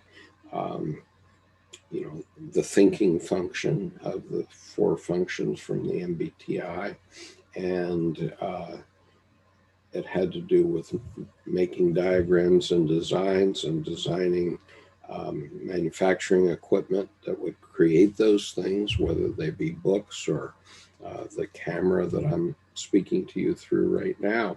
All of those things were made by the logos, and we need the logos 100%. If you buy an automobile or a video camera, you can't accept any deficiencies in it. If it's not working properly, it doesn't fulfill the purpose for which it was built, and so you've got a problem. And so with every product that we have in our lives, and everything that you have in your room, whether it's a book or a light or a microphone or what have you, or the computer you're watching me through, all of those things had to be made perfectly, 100%. And that's all logos. Okay, but all of those things are dead. Okay, they are not alive. You are alive. You can use those things. But we live our lives in the eros, and that's what people don't understand. And that's what hasn't been understood by the fundamentalists. It's what hasn't been understood by anybody. And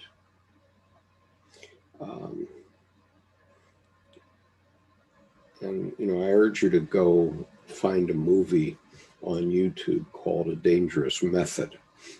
And that is about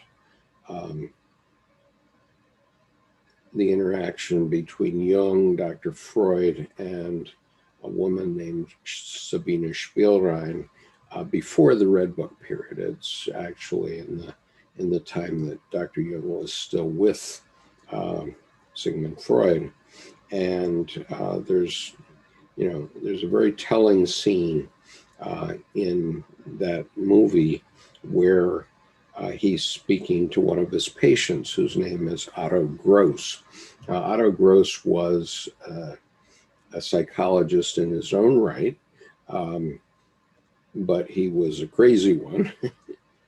and there's a scene where Dr. Jung is having a discussion with Otto Gross, and Otto Gross simply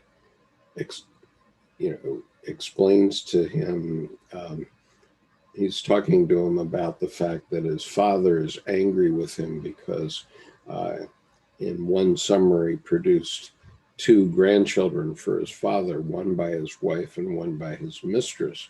And he said, that's the way we are. Okay, that's the way we are. And we have to recognize that we're animals, and we have all kinds of needs as animals. And so we live on the eros side. We don't live on the structured logos side. The structured logos side is how we build up our civilization and how we come to maybe understand one another in some way. But we have to make our own judgments about what's right for us. And so, mind you, Otto Gross escaped from the asylum where he was talking to Dr. Jung and ended up dying of starvation in Berlin. So he was crazy, okay, and so the Otto Gross part of the story is not a happy ending, but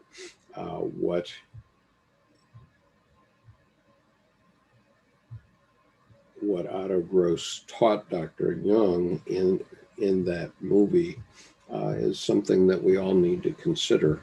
And I'm not going to spoil it for you. So the movie is called A Dangerous Method. It has Keira Knightley in it, and I believe that Keira Knightley should have won the Academy Award that year for her performance.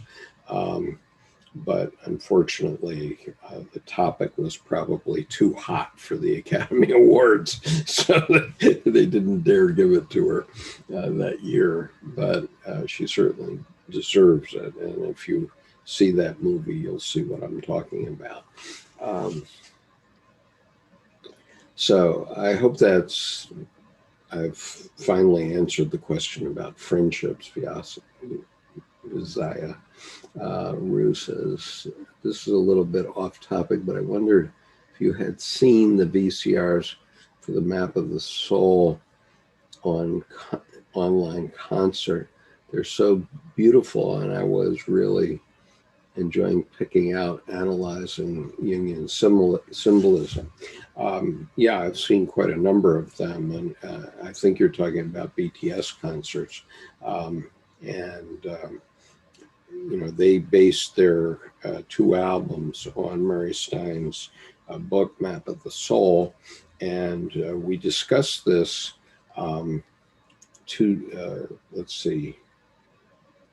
we discussed this on October 25th, so just a week ago, with Steve Buser, Dr. Steve Buser, who's the publisher of Chiron Publications, which also published this book that I'm talking about today, Jung's Red Book for Our Time series. It's a series of 5 books. But we discussed in detail BTS and their 2 Map of the Soul albums. And you can find that interview or that discussion. We featured Steve on the Wisdom Path colloquia, and he focused exclusively on BTS during that session. And you can also listen to Dr. Murray Stein, the other editor of this Red Book for Our Time series.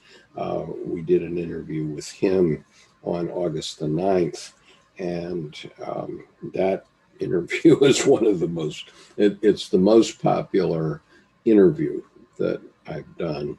And Dr. Buser's interview, just in 8 days now, is approaching 2,000 hits, and I think you ought to listen to that if you have a chance. So Brian says, and I urge you to read Murray Stein's book, because he was talking about this 5th stage of consciousness, and the 5th, 6th, and 7th stage of consciousness. And that's what I'm referring to when I was talking about the 5th suit in the Tarot, because the first 4 suits compare exactly to Dr. Jung's 4 functions.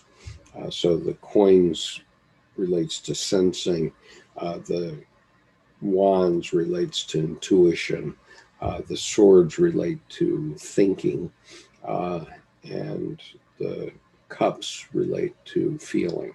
And so then the next level of consciousness is for us to understand something about our own psyche, our own unconscious. And what I'm positing is that there may even be a 5th stage. Murray Stein talks about it explicitly in his book. But in terms of the Tarot, we're just getting to the 5th suit. But I think a 6th suit might be possible based on the collective unconscious. So that's a matter that's up in the air and still for discussion. But as I said, I predict that 20 years from now, anybody that's doing a Tarot deck will certainly have to have at least 5 suits. deck. And mind you, the four suits have been settled for 600 years. So this is quite an evolutionary change, but it is happening. So Brian says, I just finished the Red Book. I loved it, but I kind of felt that it was Jung's attempt to write a Zarathustra in a weird way. Okay, arguably, I have no comment on that. It's not Zarathustra, but I acknowledge that in a weird way, as you say, it could be that. He goes on, I didn't analyze it, just passing over and certainly missed 99%. Yep, you can't read the Red Book like a novel. And I read it very often. It's more like scripture. Patrick says, introduce Carl Jung into school and you reduce mental health issues by 40% worldwide. Yeah, I think that's probably right. Certainly if I had had the knowledge I have now when I was in junior high school or senior high school, I would not have divorced my first wife, very likely. And things, I'm not saying things would be better because I don't know how my life would be if I didn't leave my family. And I know how wonderful it's been since I've been with my second wife, but I acknowledge that we could really reduce mental health issues if people were more knowledgeable about these things. And that's one of the reasons that I decided to do this YouTube channel. And Dave says, right, Jung's holistic style in the Red Book heavily resembles Zarathustra sermons, at least in the English translations I've seen. Is the same true in the originals? Well, if you're talking about the Black Books, Dave, it was only published on the 13th of October. And though I have my set, I've been up to my ears and other things to do, so I haven't spent much time with it yet. And so I just can't respond. Mason says, the album Stop Staring at Your Shadows by Suicide Boys makes me feel as if observing the shadow is only so productive. I feel as if the collective shadow is near, if not infinite, in myself, not solely. I think it's useful to know about your shadow and be aware of it, and to know about our collective shadow too, because we are seeing it played out in our politics now. But I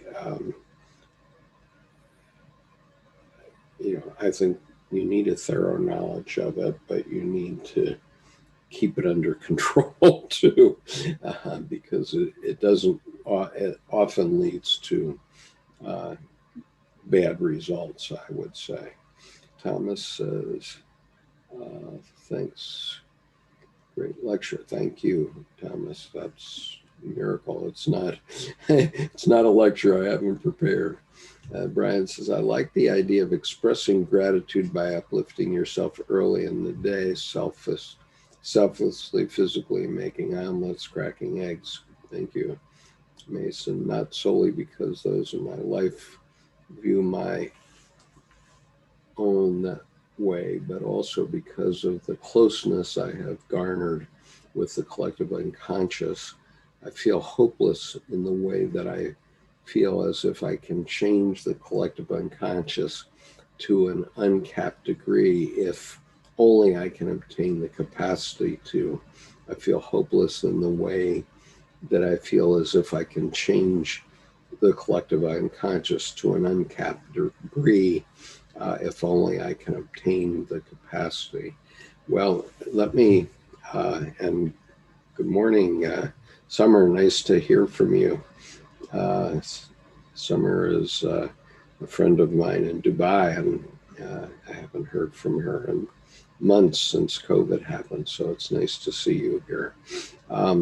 So, but as to this hopelessness, I know you can change the world with small things because I've done it. And if you look at my article, but just be careful what you wish for. And I'll tell you a story that it relates to.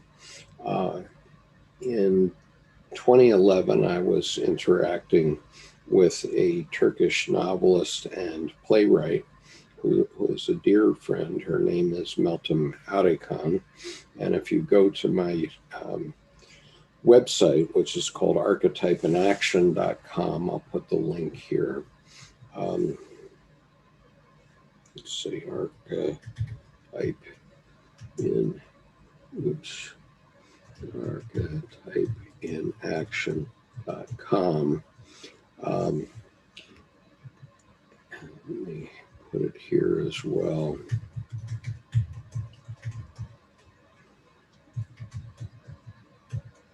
If you go to my website, you can see these stories. But in 2011, Meltem wrote an article about the big lie. Now, amazingly, as a history major, I didn't know anything about the big lie. I'd never heard the term. I never, it just never crossed my mind. And, but when Meltem did that, she and I started to write about it. And she had brought that to my attention. And I think you'll find that the most popular article on my website is called The Big Lie in American Politics. But in any case, we started to talk about it. And within 4 months, so this started in about, I would say, October, November of 2011. And by February of 2012, news commentators were commenting about lying in American politics. And I was commenting on how much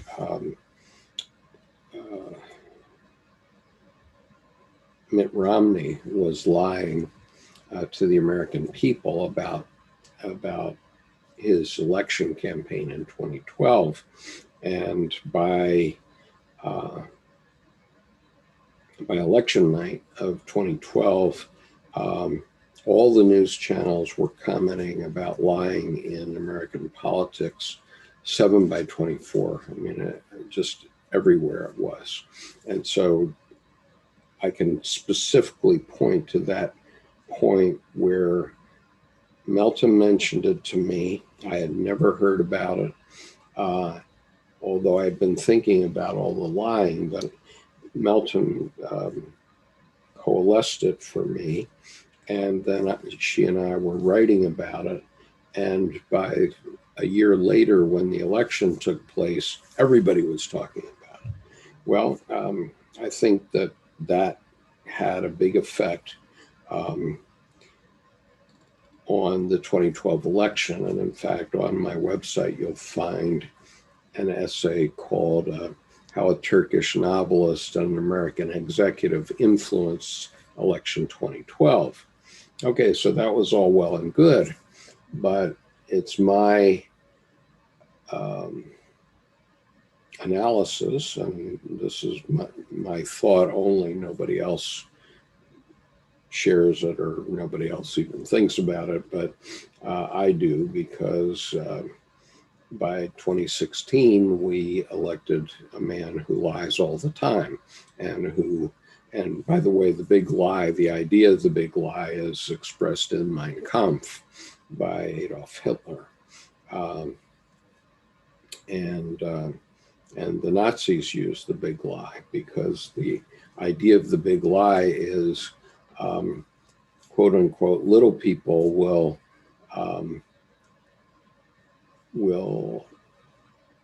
not worry about little lies because they all tell little lies, like telling your wife her hair is beautiful when she comes back from the beauty salon, whether or not it's beautiful. Because if you don't do that, you're going to have trouble at home. I speak from experience. So, men, here's my advice. Anytime your wife comes from the beauty parlor, having had her hair done, tell her it's beautiful. And that's a little lie. And we all tell little lies. I mean, it may be perfectly true. Okay. She may be stunning and beautiful in her new hairdo, but maybe if you don't quite like it too much, then just stretch the truth, because if you don't, you're not going to have peace at home. And so we all tell little lies, but we don't think that big lies are told. We think that if the government says it or if the president says it, then it must be true. And of course, if you look at our electorate right now in the United States, at least half of the electorate, or not half, but 40%, have accepted whatever Donald Trump said for the last 4 years. They don't think he's lying. And the result of that is we have 225,000 Americans dead. And so I'm a little rueful about having brought up the issue of lying back in 2011 and how it's used in politics, because, well, I think it may have influenced election 2012. I think it also influenced election 2016 in a negative way. And it's still in play next Tuesday. So I do think that we can cause big changes by small actions. And obviously, I've been doing this YouTube channel for years with a purpose, and one of those is to influence us about Jungian psychology on a collective basis. But there are a few more ideas I have. One of them is, and I'll admit it right up front, that I was badly hurt by religious fundamentalism at one time. When my daughter told me I was going to hell, and when she told me that, and many of you know this story, when she told me that, it dropped me in hell right at that moment, literally physical hell in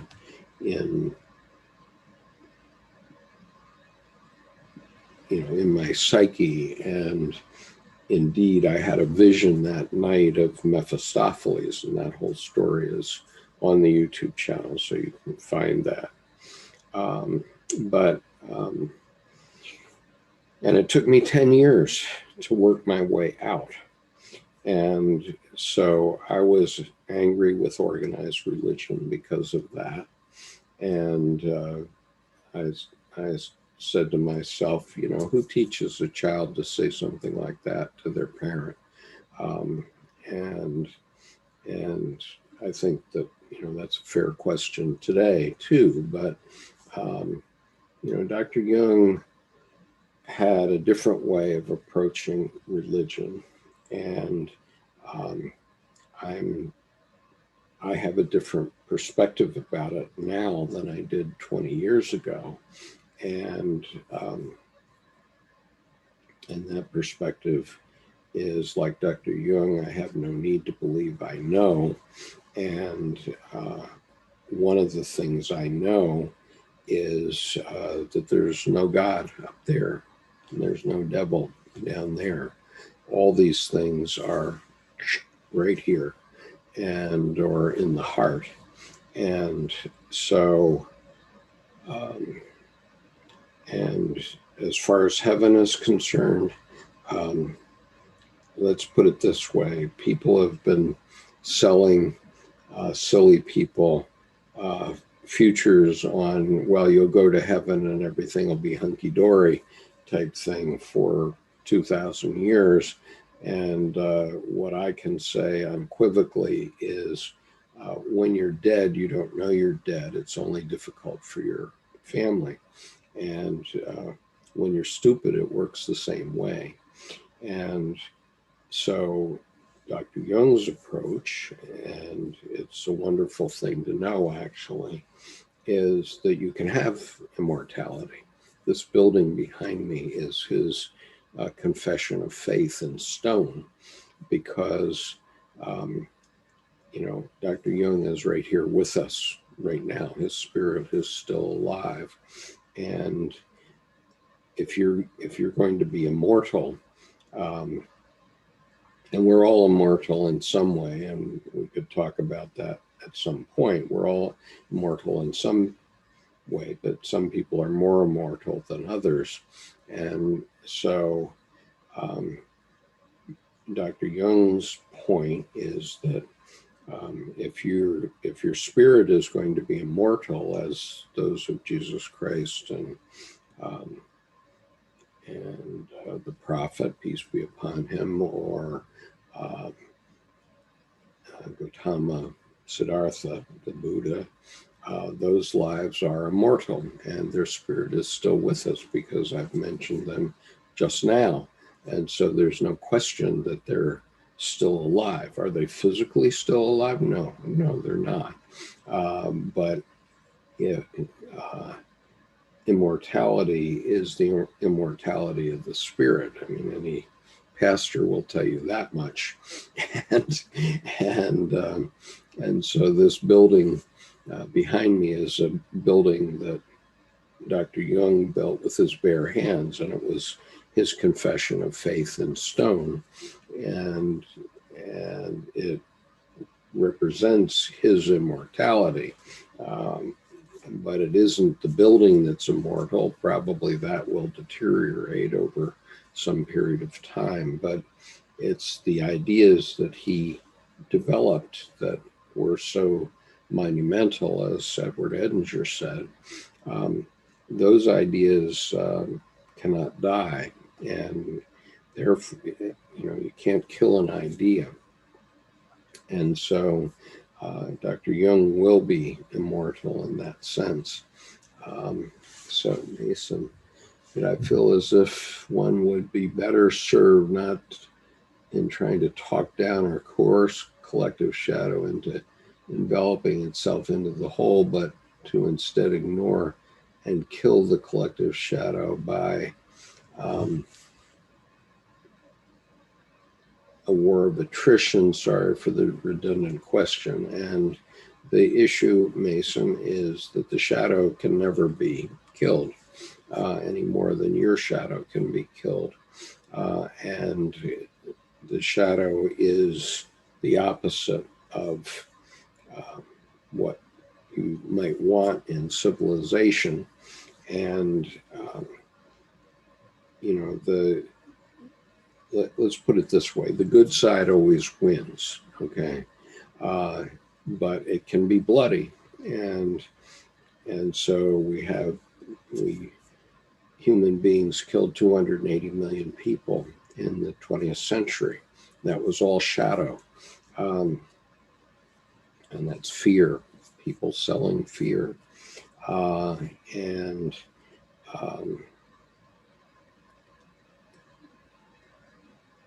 But it's always the other, it's always the opposite. And, our lives are filled with opposites. That's how psychic energy works. I mean, psychic energy comes from the interplay of opposites. We know the simple ones of boy meets girl, that's a simple opposite, but everything in life has an opposite. So if I say these things about fundamentalism, there's always an opposite, and that opposite is the shadow. And, people can get very angry at me for saying such things and bringing them to consciousness. But gradually, as we become more conscious and more conscious of our unconscious, then we will reach a fifth stage of psychic development, and we'll find that we don't need to have wars anymore over such things. We just need to figure out how, as a species, we're going to survive when this planet dies, which it will do.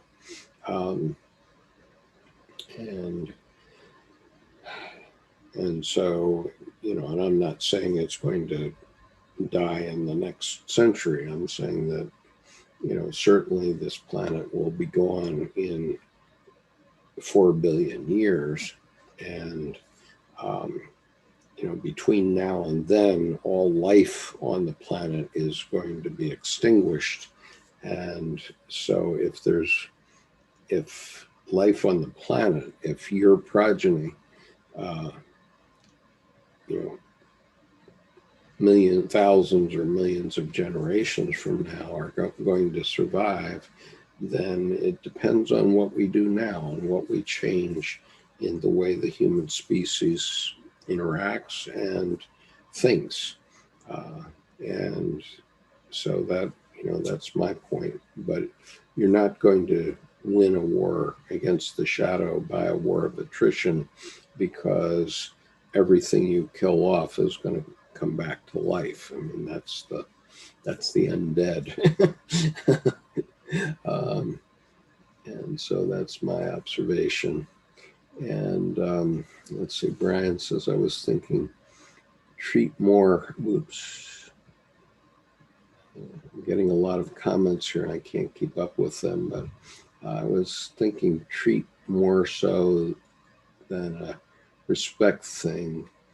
I am trying to express my respect to my newly discovered, understood subconscious. It's very wise to be respectful of it, because yourself, your deep unconscious, that's the boss. And you may not believe that, but that's definitely true. And your whole life depends upon the self. And just think about the fact that your body is replaced every 7 years. You have entirely new cells in your body, with the exception of your skeleton, every 7 years. And so your body, your human body, knows how to do that. And so yourself, your deep unconscious, knows how to do that, and it's in charge. And so that's just one example. And so we have access to, like, the tip of the iceberg, the very small tip of the iceberg in our psyche, and the unconscious that we have access to. And so we need to pay attention to what it tells us, because when we have dreams and visions, those are messages. Our psyche learned to communicate with our consciousness long before there were words or any writing whatsoever. And so it did that in images, and it still does. Okay, that's the way the human psyche works. So Mila says, Jung's literature should be read with caution. It may actually cause severe trauma and distress to readers. I recommend joining a reading group for support. It's not a bad idea, Amelia. But my general feeling is that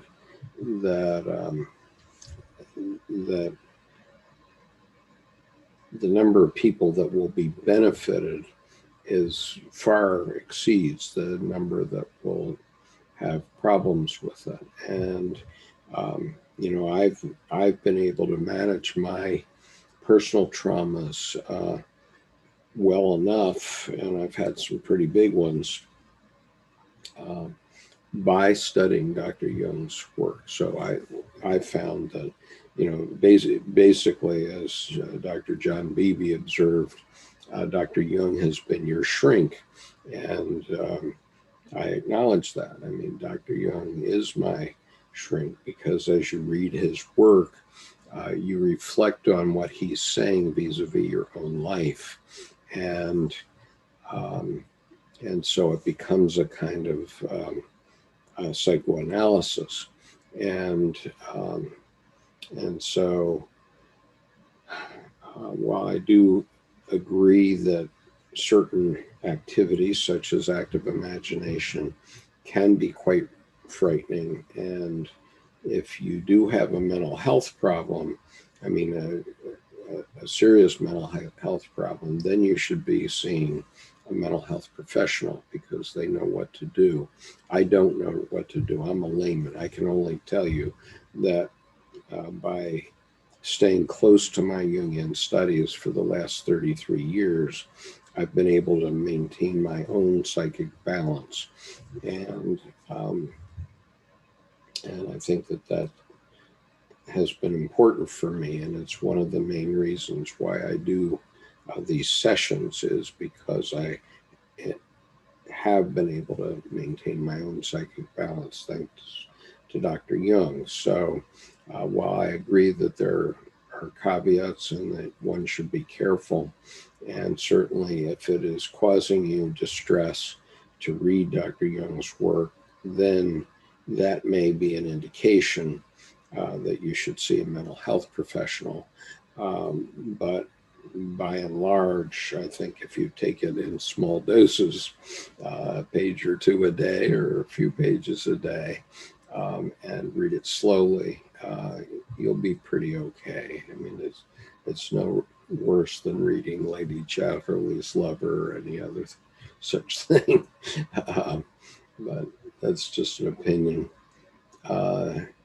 Mason says, Jung explicitly unravels our conscious and unconscious, and in the aftermath, that can and still is, to me, greatly affect our worldview. Yep, I agree with that.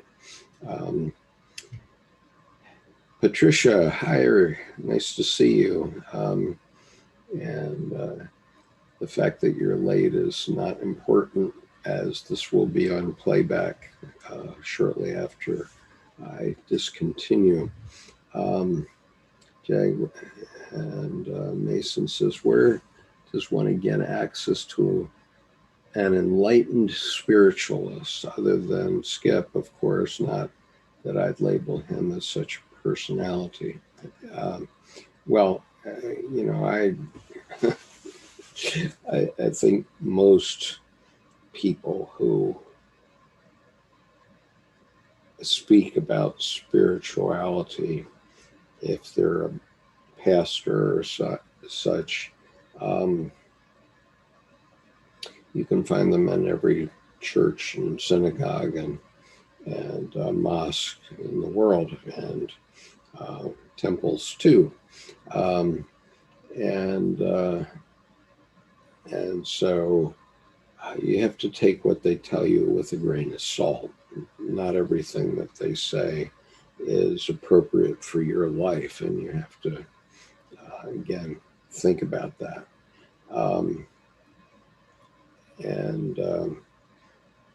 And you have to decide whether they help you spiritually or not.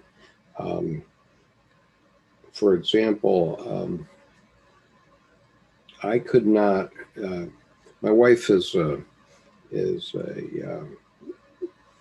past master at Tibetan Buddhism. She did a 3-year retreat, which is the equivalent of divinity school in Buddhism. And she's not ordained because she's married to me and we have a different life, but she is a Buddhist teacher. And, I couldn't get with the program because it required me to prostrate myself before a lama or a Rinpoche, a teacher.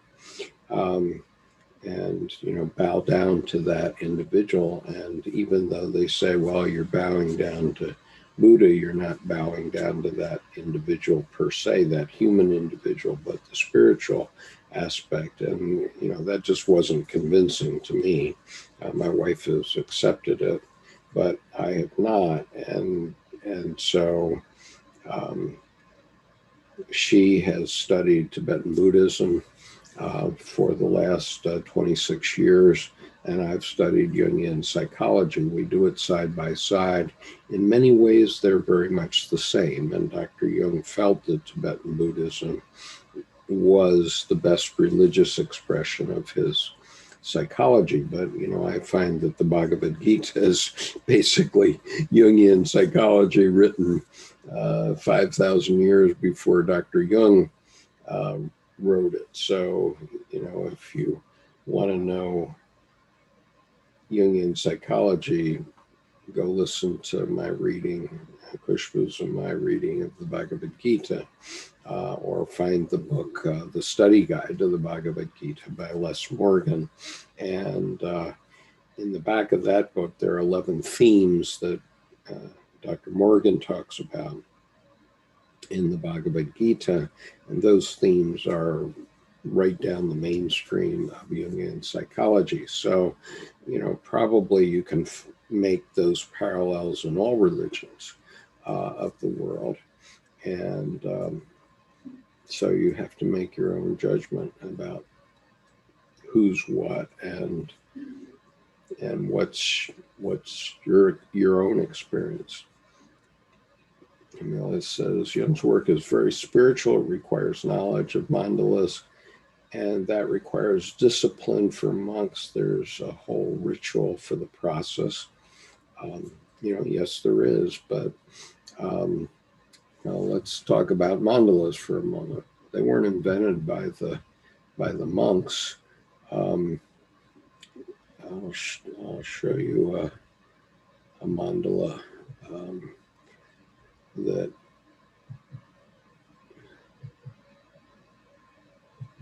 this is the pufferfish, the poison fish in the Sea of Japan. And this pufferfish creates a mandala to attract a female to lay her eggs in. And human beings evolutionarily, according to my friend Gray Yates, human beings separated from fish 200 million years ago. So mandalas have been around for a very long time, long before human beings. And so, mandalas can be important for helping you put a string around your psyche, but they're not the end all be all either. And just because the Buddhists want you to study for 20 years before they tell you about mandalas doesn't mean you should. And the same thing happens in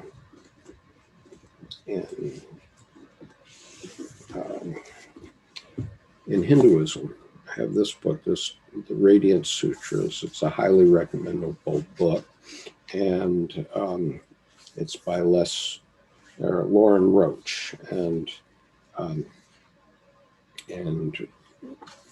the Lauren Roach is translating from Sanskrit, from ancient Sanskrit, what's called the Vijnana Bhairava, and once I got my wife to focus on the Vijnana Bhairava, she said, these are the sutras that the Buddhist lamas always promise to tell you about, but never do. And so for no other reason, this is interesting, but I just want to give you a couple of excerpts from it. And by the way, I'm going to give this book to a lot of people for Christmas this year. And so in the prelude, Dr. Roche has a section called A Language of Love. And here's what he says. The Bhairava Tantra is set as a conversation between the goddess, who is the creative power of the universe, and the god, who is the consciousness that permeates everywhere. For short, they call each other Devi and Bhairava, or Shakti and Shiva.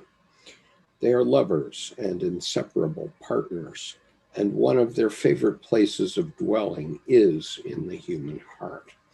And I read that and I said, wow, that's E equals MC squared. So that's the conjunct of religion and physics. I'll read you one more passage from this. This is on page 23 of the Radiant Sutras by Lauren Roche. And here's what it says.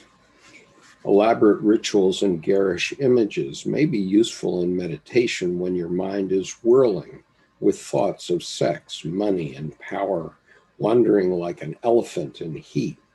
Go ahead, use these tools. Yet no, beating drums and blaring trumpets cannot summon the one who is already present. I am not a collection of incantations known only to experts. I am not a ladder to be climbed, a sequence for piercing energy centers in your body. I am not to be found at the end of a long road. I am right here. Okay. I think that's a very powerful thing. And so I really urge you to take a look at that book, The Radiant Sutras by Lauren Roche. Okay, let's see, what else can we get to here? Mason says, I have multiple personalities and it's a convenient excuse for why I've never obtained discipline. Well, Mason, I would say to you that we all have multiple personalities and we all have multiple personas. And so I wouldn't worry about that. You're not Sybil, you're not crazy if you're listening to this for 2 hours. you have some control of your faculties, and so I would, if you're concerned about that, what I would do is meditate about what I've just said, which is that we all have multiple personalities and we all have multiple personas. Let's see. Okay, I'll tell you what. You guys hang in here for a minute. I have got to use the restroom, but I will come back.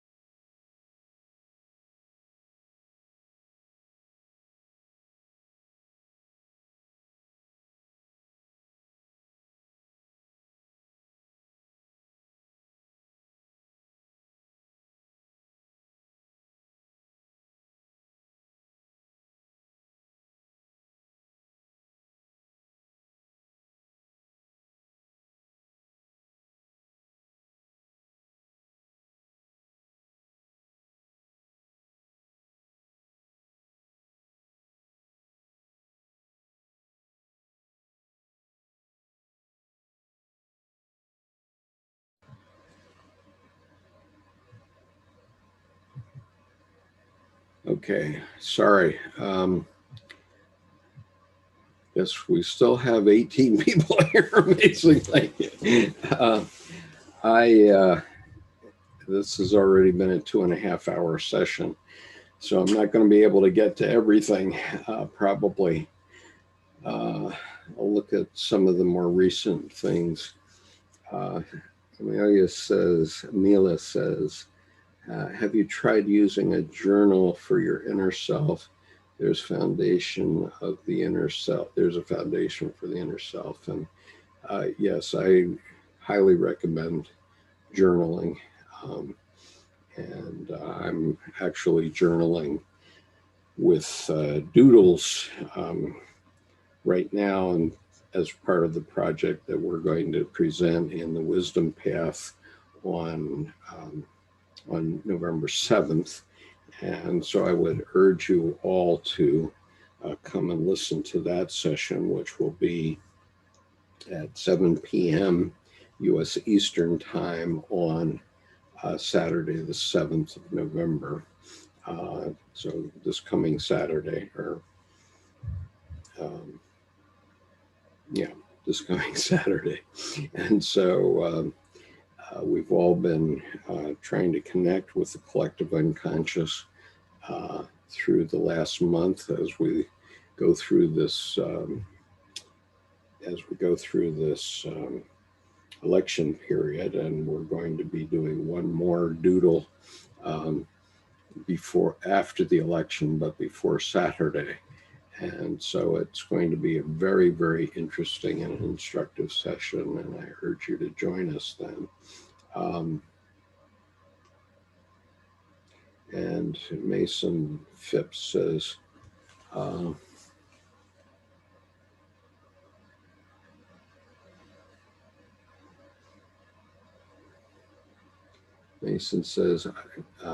well, Jaguar Focus had asked, and I don't know who this question is sent to, but is there any criticism of Jung you would agree with?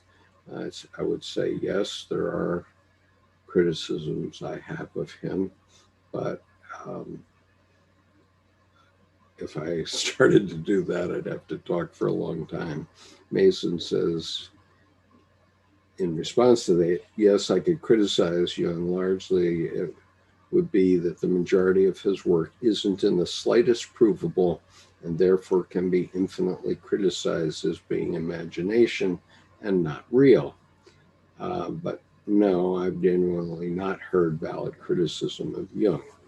And so what I would say to that, Mason, is that you should look at Answer to Job, and particularly paragraphs 751 and 752, because the point is that the unconscious is real, and so the argument that imagination is not real is just it's just wrong, and it's plenty provable. It's provable through the actions of human beings. I mean, the whole of World War II was caused by a psychic epidemic that was started by nutty people. The people in Japan, the militarists in Japan during the 20s and 30s, and Adolf Hitler in Germany, Mussolini in Italy, and Stalin too in Russia, and they all got millions of our fellow human beings killed. The estimate is 280 million deaths in the 20th century because of psychic epidemic. And so that is quite real, and it is provable because we have film, we have video of it, of all these deaths and so on. And to say that it's not real is and not provable is just wrong. and um, and if anything, it's a simple misunderstanding, and it's something that you need to start to understand. I mean, for example, it's um, you know, the tarot hasn't changed for 600 years. That's provable. Okay. Um, and the, the forces that are represented by the major arcana um, are not visible forces. They're divine forces. And the only thing that we can do is refer to those forces by metaphor. So we have different ways of referring to them. You can see the diversity of the number of tarot decks, which are in their thousands at this point, and but they're all pointing back to the same thing, which is an invisible force called an archetype, and by Jung. All right, and so those archetypes are quite real. They are not visible, but they're also undeniable, and they haven't changed. They're everywhere and always the same, and always have been and always will be as long as there is a human species.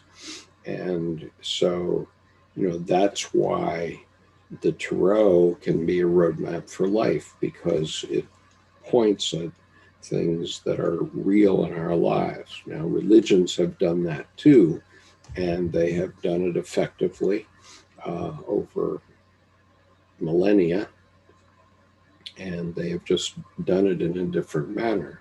Um, and but it doesn't.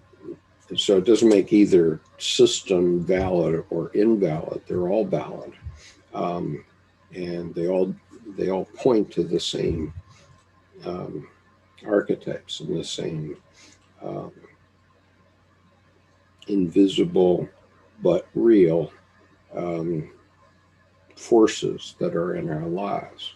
And the minor arcana relate to um, the typical things that happen if you push one of the functions off too far in one direction.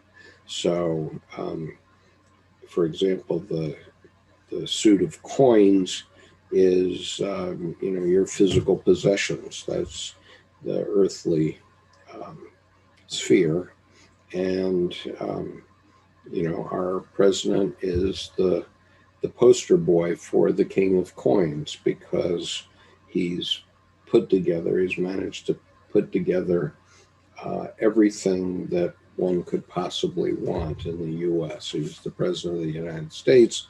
He's got a trophy wife, some men would say. He has success in business. He's wealthy as Croesus, although I think that he may have the Midas touch. And so we'll see how it works out for Ivanka in the future. But so he's the poster boy of the suit of coins. The question is he happy? And my argument is that he doesn't have any of the other functions, the suits, under control. And he doesn't have his acquisitiveness on the coin side under control either. He, in many respects, represents the shadow side of the king of coins. And so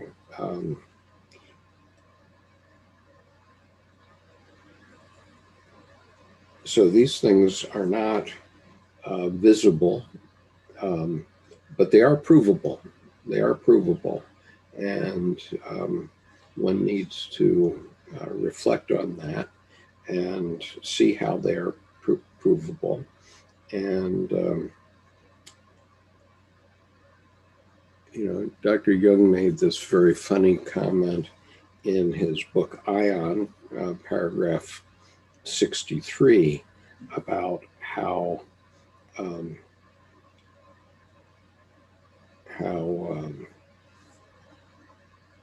zoologists don't know how the duck-billed platypus thinks or does anything, and yet they write lots of things about them, and actually it's hilarious. So let me grab it off my shelf. Okay, paragraph 63 of Ion. Okay, and find it.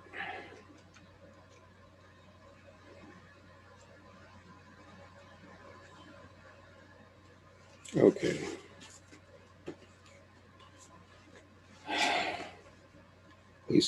Here's the way it begins. And listen for the duck-billed platypus here. The shadow, the syzygy, and the self are psychic factors of which an adequate picture can be formed only on the basis of a fairly thorough experience of them. Just as these concepts arose out of an experience of reality, so they can be elucidated only by further experience. Philosophical criticism will find everything to object to in them, as Mason was doing here. You can't prove them, he says. Mason says, but I don't say. Philosophical criticism will find everything to object to in them, unless it begins by recognizing that they are concerned with facts, and that the concept is simply an abbreviated description or definition of these facts. Such criticism has as little effect on the object as zoological criticism on the duck-billed platypus. Okay, so meaning zoologists can complain about the way the duck-billed platypus lives and does its thing, and it can criticize it, but it has nothing to do with the duck-billed platypus.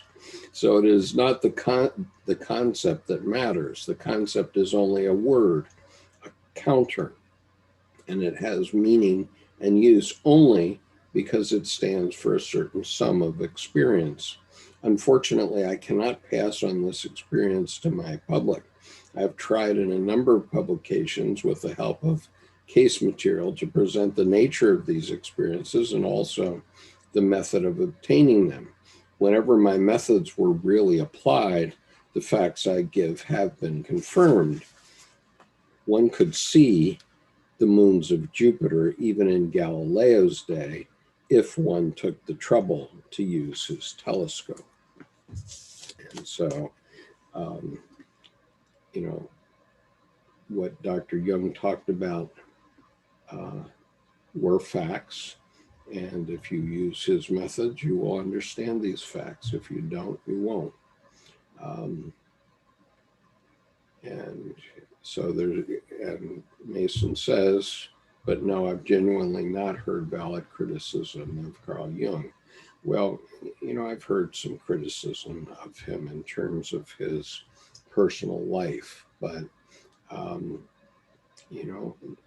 to the extent those things are true, and they may be, they don't change my view of his thought, and they really, Dr. Jung was Dr. Jung, just as the duck-billed platypus is a duck-billed platypus, and as Otto Gross said in the movie, that's the way we are. And so those are things to meditate upon. And so the movie I mean is A Dangerous Method, which I If you haven't seen it, I urge you to see it. There's another version of the same events called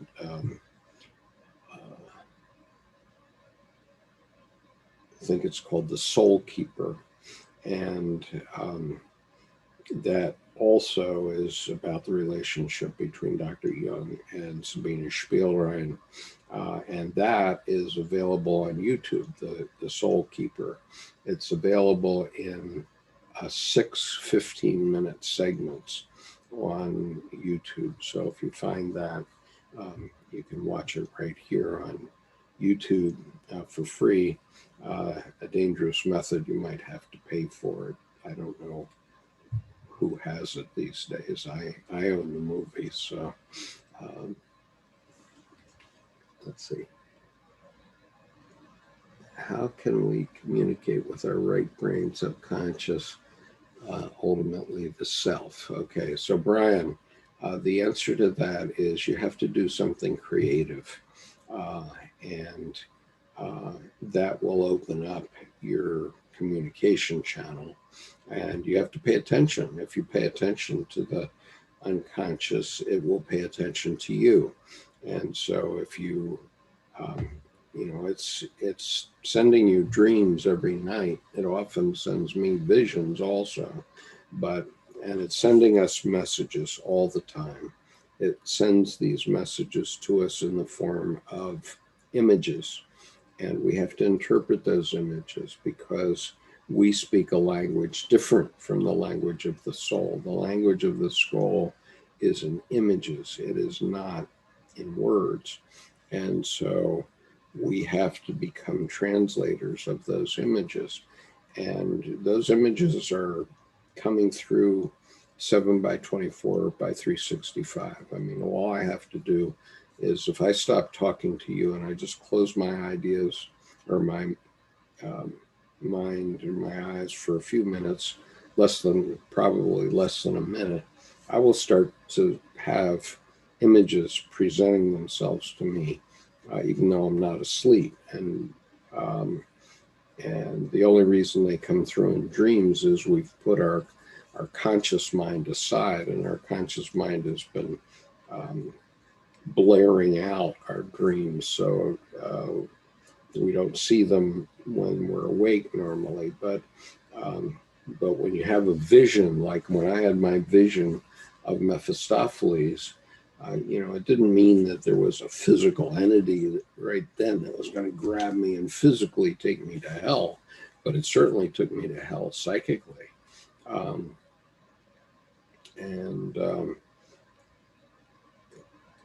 And that was real, okay, and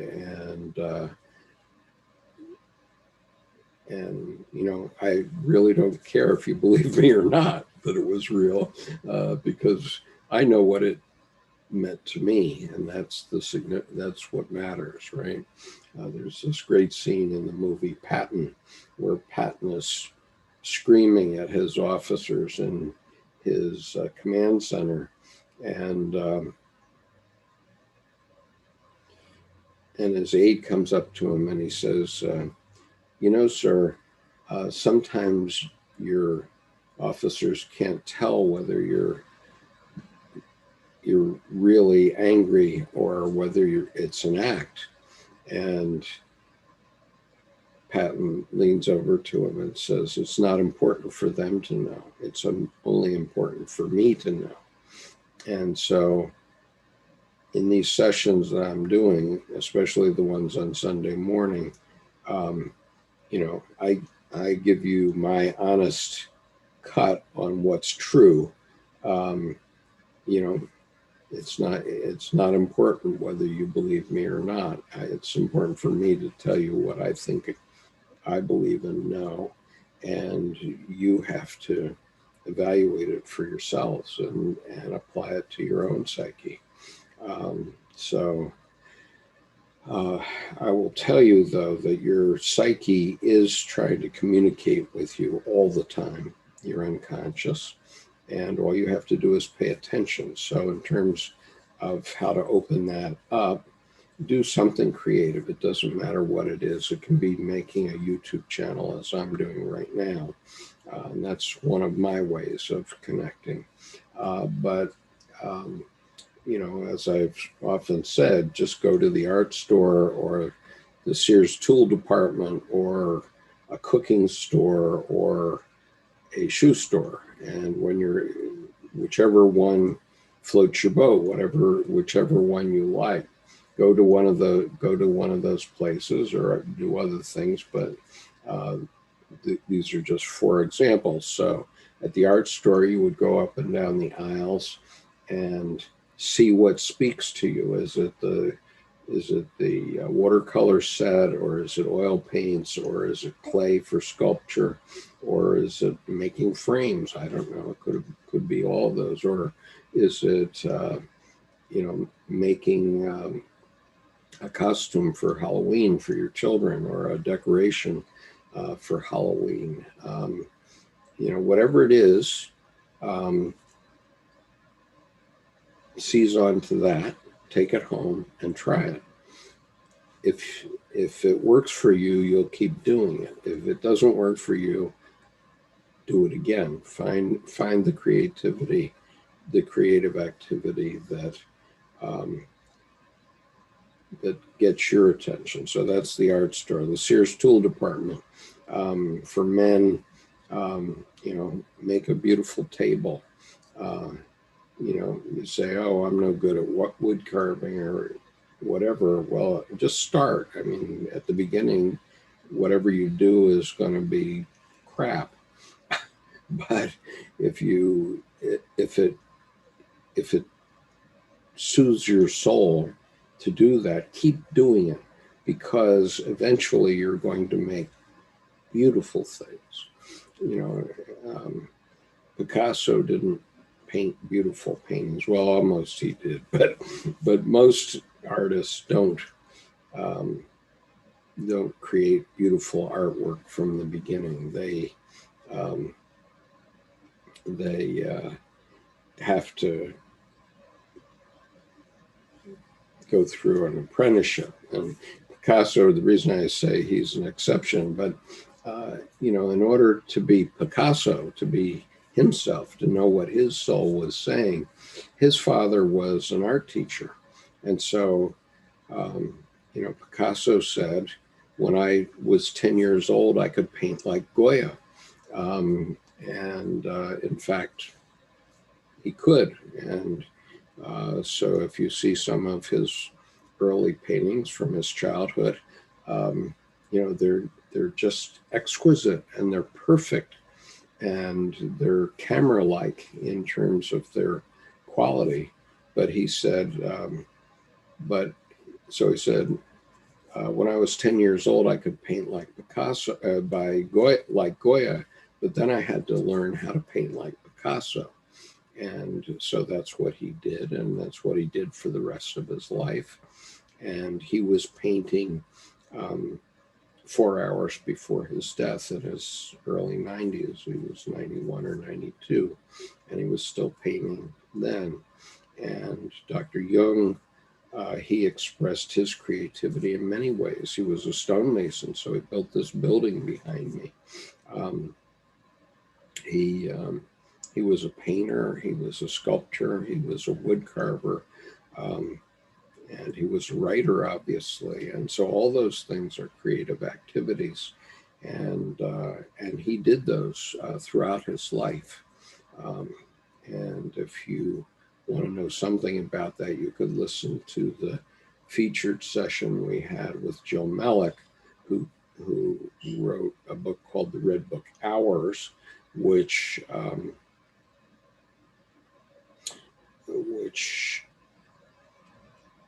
is a very good explication of Dr. Jung's process of getting to his creative side and communicating with his soul.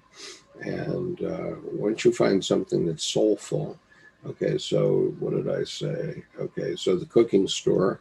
So go find yourself an omelet pan and start making omelets.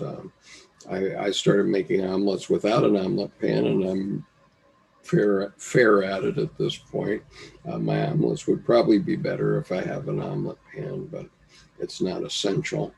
and the other one I said a shoe store. So go to the shoe store and buy either ballet slippers or football shoes and try out ballet, or see how you can do as a football player or whatever it is, or a soccer player or a golfer, and see if you can create your life through those activities. Those are all creative acts, and they can put you in touch with your soul. And we're talking about your soul, your deep foundation here. So Brian says the distraction of the conscious mind. Okay, I probably missed some of your comments, and I apologize for that. But I originally thought I was doing this to help some people in one part of the world which can only listen to these sessions on Zoom, but they're not allowed to go to YouTube. And so that's why I started doing these sessions at 8 a.m. on Sunday morning, so that the message could be heard in a part of the world where that's true. And suddenly they've become very popular sessions. So I guess I will be doing them. And you don't know where the world will lead. I started with the idea that I would do one series on Dr. Thomas Arzt's essay, and I've been working with Jung's Red Book for Our Time, Searching for Soul Under Postmodern Conditions, published edited by Mary Stein and Thomas Arzt, and I've been working with volume 3, but there are 4 volumes now, and so I originally thought I was going to do one essay, and so here we are, and so I guess I will be doing this for the foreseeable future, as long as my voice holds out. But I've been talking for 3 hours, and so my voice is collapsing, and so I'm going to have to call it a day. But thank you for being with me today. Peace.